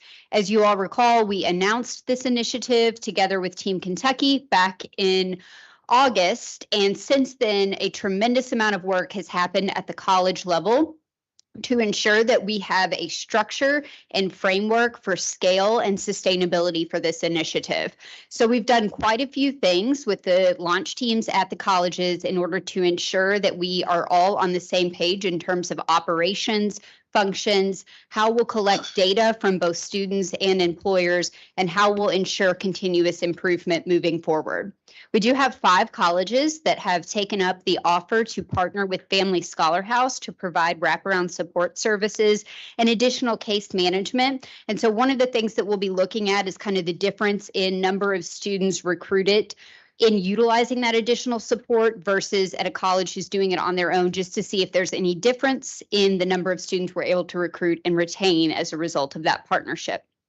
So just this week, all 16 colleges attended green light meetings, and each college has the capacity to determine when they are ready to press the green light, hypothetically, and go live between January and March based on where they're at currently with the number of employers that they've recruited. So based on the local economy, based on the number of employers that they have committed currently, one college might have 150 available positions through Education First, another college might only have 25. So the way each of them decides to go live and market this is going to be dependent on each of their unique circumstances at the local level. But once they let us know that they have confirmed with those employers what the positions are, the infrastructure is in place, and they're ready to go, marketing will be going live to the 3 populations that we intend to target with this initiative, which are current students, who might be looking for higher paid work opportunities, prospective new student workers, so individuals who we might be recruiting through our partnerships with K-12 or with our local nonprofits or career centers who really need the opportunity to both earn and learn simultaneously. And then lastly, recruitment efforts within the companies. So we know the latest research, I've just read this last week, says that 49% of companies nationwide are offering these benefits. The utilization rate is around 2 to 4%. So there are a lot of individuals already working at these companies who have access to these benefits that are not using it, and that is the third population. And so I know you can't see this, but I just want you all to know this is not as easy, and this has taken a tremendous investment on the part of the colleges. This is not as easy as just saying, here's our employer partners, go apply, right? There has to be a case management aspect to this, so that when a prospective student or a current student raises their hand and says, I'm interested in this, we can ensure they're not falling through the cracks and they're getting additional support to understand the jobs available. And that also includes job preparation services such as potentially resume support, mock interviews. Many of our colleges have access to clothing closets and things of that nature so that we can ensure they're prepared to attack that interview when the time comes. We have completed the employer asset map. And as Dr. Ferguson mentioned earlier on, this is going to be absolutely vital to addressing the recommendation in SJR 98 related to developing a comprehensive employer engagement strategy.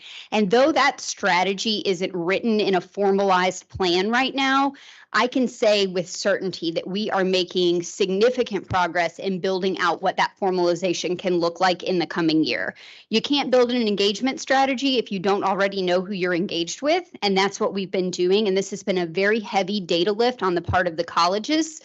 We have identified just under 2,600 true partnerships. So as I mentioned to you all in the last board meetings, these are not transactional relationships with companies. This is not just I'm hiring your students. These are companies that we're working with, and we've mapped out 30 different types of touch points that we might have with these companies, but all of them revolve around mutually articulated goals. So again, this is not just showing up for a hiring fair once a year. This is we're sitting on an advisory board, we're actively engaged with the college, and we're working together to build versatile talent pipelines. We hope to expand those 30 touch points into a weighted rating system so that we can understand better the depth of partnerships. So that's something that our data team will be embarking on going into 2024. But the really exciting piece to this is that we're now able to generate overall reports by colleges that are going by college, which are going to allow each of the colleges to see the scope of relationships across a variety of different departments, understand who the relationship managers are within those departments. So it could be within both academics, workforce solutions, and possibly even within the business office, because maybe the company's supporting tuition.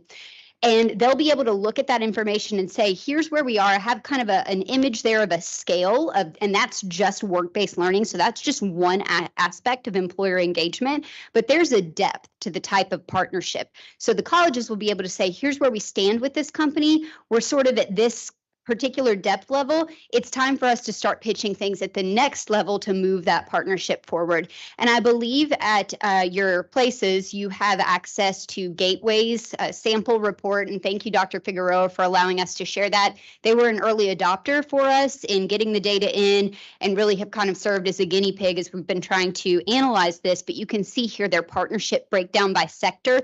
Again, right now we're giving scores based on the touch points, but some of those touch points should weigh more than others. So that will evolve over time. But you can see here the total partnerships identified, the number of those partnerships that have multiple touch points with multiple divisions within the college. And again, someone working, let's just say it's a manufacturer, they've been working with a particular faculty member for the last 10 years. Someone else within their company has been working with workforce solutions for the last 5 years. And somebody who doesn't even know about those two partnerships is reaching out, trying to get in touch with career services. So this not only allows us internally to streamline communication and better understand the way we're working with them, it allows us to share that kind of overall scope of relationship with the companies as well. So we can't plan how we're going to expand partnerships without knowing where we stand. It's taken us a year to get here. It's taken a lot of work on the part of the colleges to aggregate all of this data, but now we have a starting place, and that's where we can build that employer engagement strategy from. very quickly, our Career Development Task Force was voted on by PLT, I want to say somewhere around February. We really need to double down on the scope of work related to the college to jobs transition. You've probably seen that phrase on LinkedIn and in the news recently. It's very much a focal point in looking at employment outcomes for students, not just within the 2-year space, within the 4-year space and the K through 12 space as well. So this task force is made up of representatives and subject matter experts from across the colleges, and they are working on really thinking through how we move beyond transactional career services. The resumes and mock interviews are important, but career exploration, connectivity to employers, mentoring opportunities to build social capital, those are all much more transformational in terms of really providing students the support that they need to navigate the workforce marketplace when they're ready to graduate and move on, or attain roles that are going to help them build their resume to put them in a better position to receive a job, a higher paying job, a higher quality job once they graduate. So we're really trying to build their resumes while they're with us. And then Keith, we'll go ahead and play this in just a moment, but I do want to state that you have probably heard, again, this is national news, nursing enrollments are down nationwide in the same way that we're seeing teaching student enrollment down. We're seeing lots of people leaving those professions. I think we had the healthcare hero sort of approach during COVID, and that was kind of a draw because it was elevated as such a prominent and important career during that time. But there's been a lot of burnout. You know, it goes a long way when you're talking with somebody in the career field and hearing that, yes, this is a very difficult career. So one of the things that we're really focused on right now is a brand strategy and promoting the career up front. And so Keith, if you'll go ahead and play that, this is very quick. Right out of high school, I was a combat medic in the Army. Had plans of becoming a financial planner after my service. You fall in love, you get married, have a family, and I had a good job here locally at a factory, thought everything was fine. You know, you don't really think about getting laid off from a job. At one of the lowest points, it's like, well, what do I know? I have 3 little kids. What am I gonna do? So I've had a medical background, and that was a motivator for me to go back to school, get my nursing degree. I'm eternally grateful for the people that really invested time in me at KCTCS. You remember those people that make a difference in your low times of your life.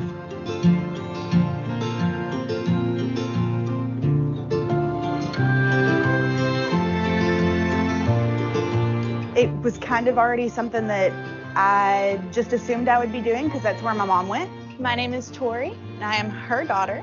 And my name is Cindy, and I am her mother. We do x-rays and CTs.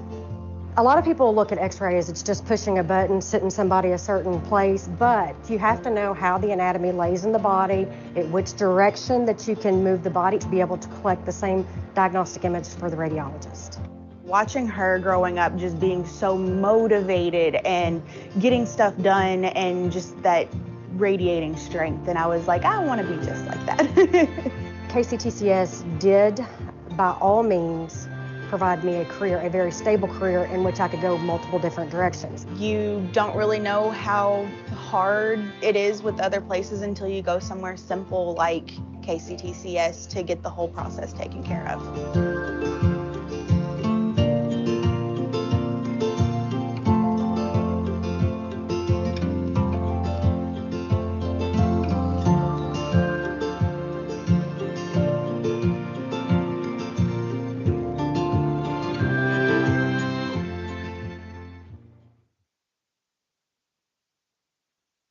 Okay, so as you can see, we are marketing with kind of the non-traditional students in mind.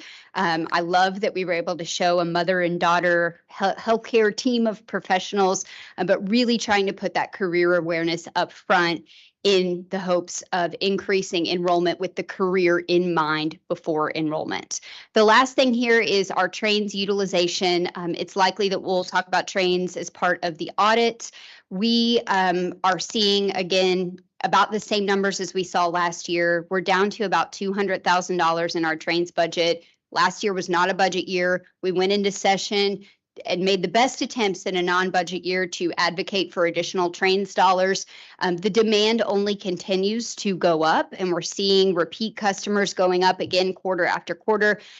You can see, and this is in your on-base or onboard too, so you're able to kind of zoom in on those numbers and see them a bit better. But we're doing better than we were in our, and remember that these are backdated 1 quarter. So in Q1 of FY23, we're performing better year over year. But I want you guys to kind of zoom in on that 1% average project amount coupled with the projected headcount. So we are not increasing the number of dollars that we're spending per project, and we are training significantly more or enrolling significantly more individuals in these training programs. So again, our colleges are doing more with less, knowing where we stand with trains, but our hope is that we might be able to go into this next session and advocate for additional training dollars because we're seeing the demand go up year after year after year. One more quick note about trains, and this is just, I think, a misconception that we're hearing quite a bit out there. Trains isn't necessarily a training for a specific credential, right? We've all gone through a training, and I'm positive of it, in our careers that could have been sponsored by trains. So I'll give you a quick example. We all did a lean training here at the system office last year. And every single person who worked at the system office went through that training. It was part of our jobs. We didn't necessarily have an assessment afterwards to say what kind of skills did Jesse learn from engaging in this training, but it was mandatory that all of us participated in it. And yes, we do still use it in our day-to-day practice in this office, but we didn't all get a raise because we went through that training, and we weren't all able to say, hey, here's my checklist of lean skills. And so really, the way I want you all to think about trains and talk about trains to your stakeholders is this is about lifelong learning, and this is about positioning KCTCS to be a learning and development partner for every company who needs that type of support. So I just want to state that because I think there's been some external confusion that people are going through trains in the same way they might go through like a short-term training program at their local WIB that has nothing to do with an employer, and they earn a credential, maybe something like a carpentry assistant or something like that, and they're coming out and then have to navigate the job market on their own. This is really more so about lifelong learning. And I think I went over my 8 minutes, but with that, Chair Martin, my report is concluded. That definitely wasn't 25 words. It wasn't, but I think I was just over 8 minutes. Thank you very much. It was a great job. Yes. Just a quick comment, Mr. Chairman, and I promise not to belabor it. I just want to commend the work that Jesse's doing. Working in that particular sector for the last several years, I don't think it can be overstated how important the workforce economic development stuff that she's doing. I want to just commend her work. She's brought about a new energy and really has revitalized and re-energized the workforce development efforts of KCTCS. And also I wanted to commend the videos. I think that those are so important to tell those success stories of KCTCS. And that is an area I think where we as an institution can actually do a better job of telling the personal success stories of our students because there's so many out there. But just wanted to commend Jessie for the work she's doing. Thank you, Mr. Chair. No, I couldn't agree with you more, Chris, because actually Dr. Linden, she was at an event in Corbin, a SOAR event, and I got to be introduced to 2 students that gave me their story. So these 2 students, they came up and talked to me and said hello to me, and they proceeded to tell me that one was a mechanic and one was a construction worker, and they were just sitting around a campfire one night, and they decided they wanted to better their lives. So they enrolled at Southeast and in the ultrasound program. I don't know why they picked ultrasound, but ultrasound program. And then the surgical assistant instructor found them and said, you guys like to work with your hands. Why not be surgical assistants? Come through our program. They ended up going through the surgical assistant program, and they'll be getting out, I guess, the spring, May. And all of this came about just sitting next to a campfire. And they didn't tell me if any alcohol was involved, but it's stories like that that we really ought to build off of, because that's just one story, and I got the pleasure of getting to hear it. But there's tons of stories that we can build off of that can help build momentum, especially going into this legislative session, because they're all about workforce development, and that's what we're all about as well. So I'm sorry.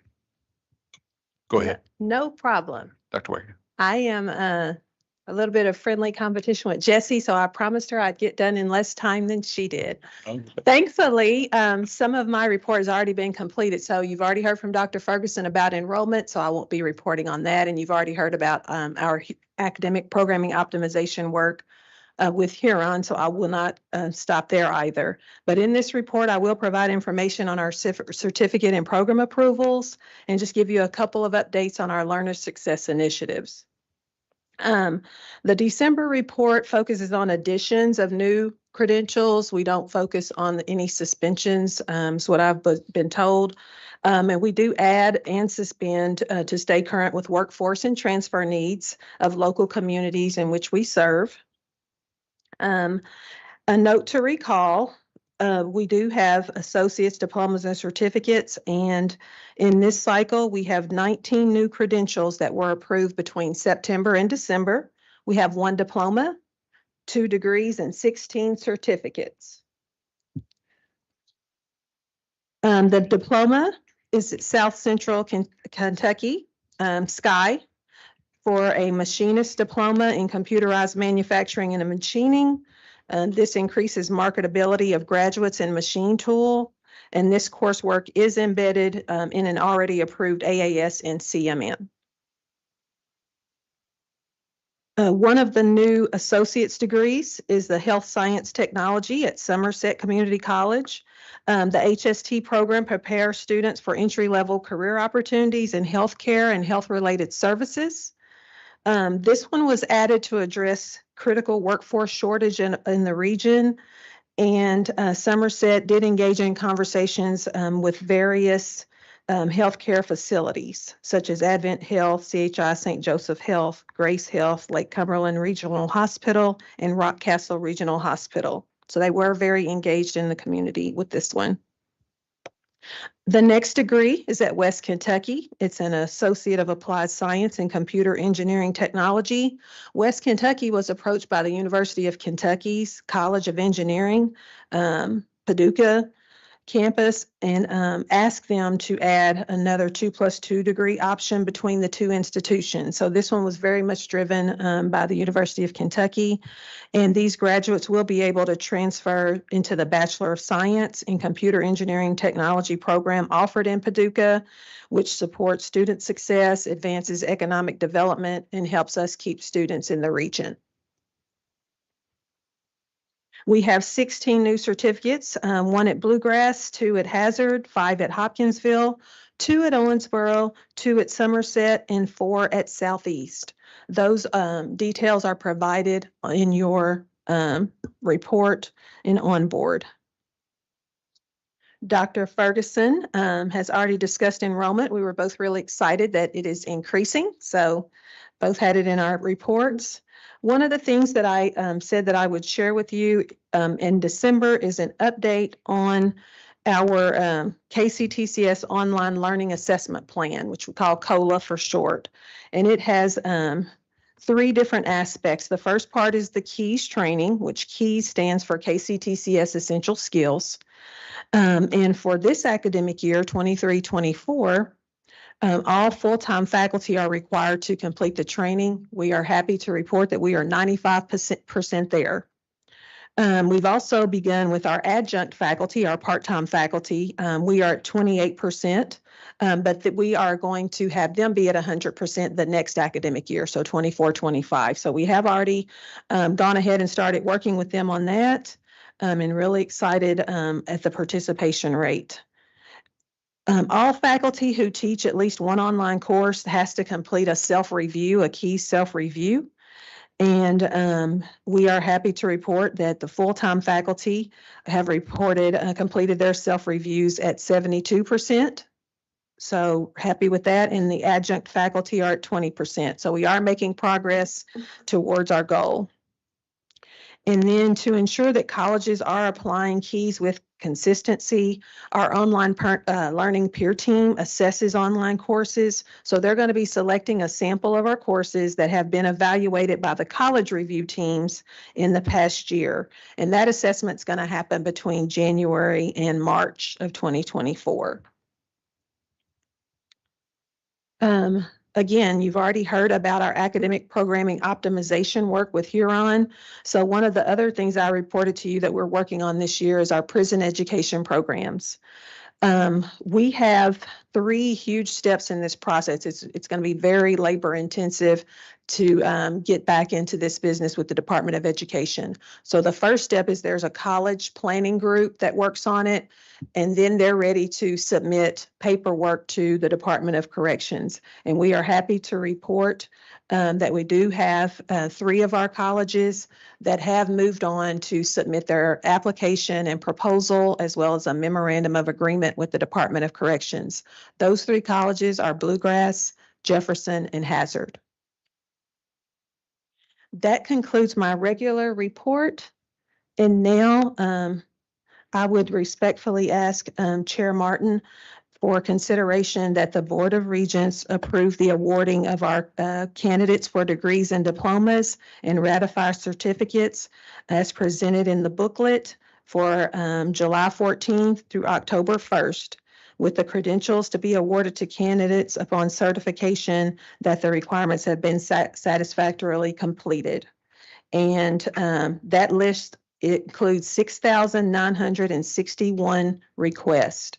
There are 4,988 certificates, 329 diplomas, 508 associate in arts degrees, 378 associate in science degrees, 755 associate in applied science degrees. Okay. So moved. Any discussion? Okay. We have a motion. Second. Any discussion? I do want to say one thing on top of that, or to end that. I found out I like to have a did you know promotion for our organization. So did you know that KCTCS is number 2 in the country for certificates per capita? Number 2 in the country. So we crank out the certificates. So I want to thank you all. A round of applause from Board of Regents. Dr. Wagner, real quick before you walk off, you did say 72% have completed the self-review of full-time faculty. I just wanted to double check that I had that right. Let me go back to my numbers. Sorry. No, you're fine. And we want that completed by the end of the year, correct? That is correct. Okay. So first you have to do the training. And so we're at 95 or 95% there at full time. And then the self-review, we're at 72%. So we think that's really good. Any other questions? I just want to say I'm thankful that KCTCS can be a family affair. I have to brag really quick. I came through Big Sandy's RN program. My sister came before me. I educated 2 of my sisters, my niece, my daughter, and my daughter-in-law, who have provided nursing care from one end of the country to the other. So it definitely is a family affair. And I just had to say that. Awesome. Okay. We have a roll call. Okay, and I will add that we used to do this by consensus, but because students are our most important commodity, and we decided to do this by roll call. So Chair Martin. Aye. Vice Chair Hamilton. Aye. Secretary Witten. Aye. Regent Cox. Yes. Regent Finan. Absolutely. Regent Girdler. Regent Green. Yes. Regent Herding. Yes. Regent Hodges. Indubitably. Regent Jackson. Yes. Regent Martin. Yes. Regent McGraw. Yes. And Regent Rabinowitz and Stevens are not here. Of those members present, the vote is unanimous, and yay, students. What a great way to end the day. Thank you so much. Thank you, Dr. Wagner. Okay, next thing on the agenda is the Kentucky Auditor's Report. Right? Correct, Isn't it is. Okay. Correct, it is. Yes, if we want to keep moving forward for the day. I would actually, Chair, that seems like something we need to have a little bit of preparation for tomorrow. Can we Okay. move that to agenda item to tomorrow? Is that acceptable to can. everyone? As long as I have your all's promise that we will Do our- expeditiously, yeah, We want to do our do your homework and expeditiously. And everyone received a copy of it along with the summary, and it is posted in Onboard if you'd rather read it online. And Did go public at 1 o'clock today, right? correct, it is Okay. now public. So you don't have to keep it under lock and key. Correct. Public. Yeah, that's all we really have to do, right? But we'll go into executive session when we discuss it, right? No, this is a public document. There are no Oh, we need to go. mentions of criminal wrongdoing, so there's no reason to go into closed session. I'm sorry, I saw executive session under this. Oh, okay. Yes, yes. We'll go into executive session. So are we going to wait? And We'll do wait the and- auditor's report and executive session in the morning? We can. Yeah. Do you want to do Or it? do you guys want to knock out the executive session? It's just pending litigation. Let's do the executive session now. Then, if Do you don't- need a little break beforehand or are we good? No. Okay. Let's go. So I need a motion. Go So ahead, moved. motion. Um, Did it. So you need to read the, we have to read Oh, the I'm sorry. statement. Okay.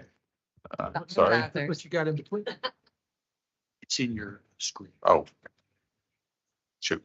Okay. And before we get out of here, I'd like to everyone know, since we are leaving, the bus will pick you up.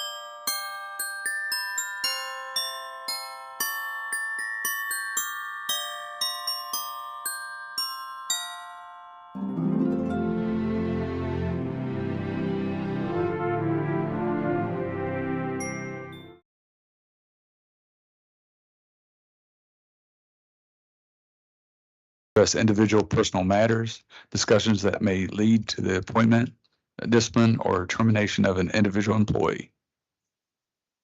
So we need to take a roll call vote on this. Chair Martin, Aye. Vice Chair Hamilton, Aye. and my screen is frozen here. It's me. Hang on. Secretary Witten, Yes. Regent Cox. Yes. Regent Finan. Yeah. Regent Girdler, Regent Green, Yes. Regent Herding, Yes. Regent Hodges, Yes. Regent Jackson, Regent Martin, Yes. Regent McGraw. The vote is unanimous. We are now in closed session. Remember, no parliamentary rules, no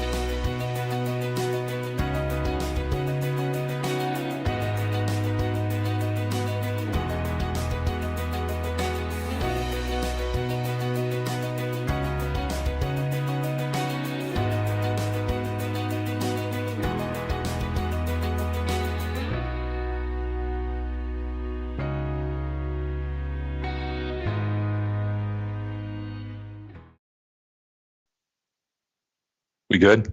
Okay. Okay, I'd like to call back into session. It is 5:09, or well, 5:10 that we're going back in. I have a motion. So moved. Second. Aye. Vice Chair Hamilton.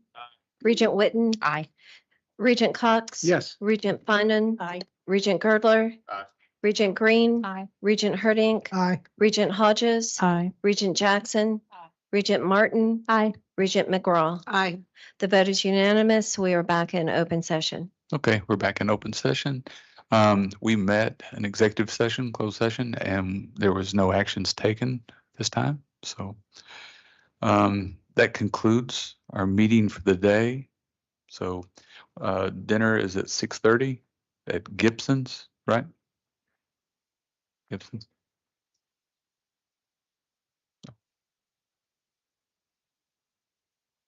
Okay. Okay, let's motion to adjourn. Motion to adjourn? I make a motion. All right, by consensus. Aye. We Thank are you all. adjourned.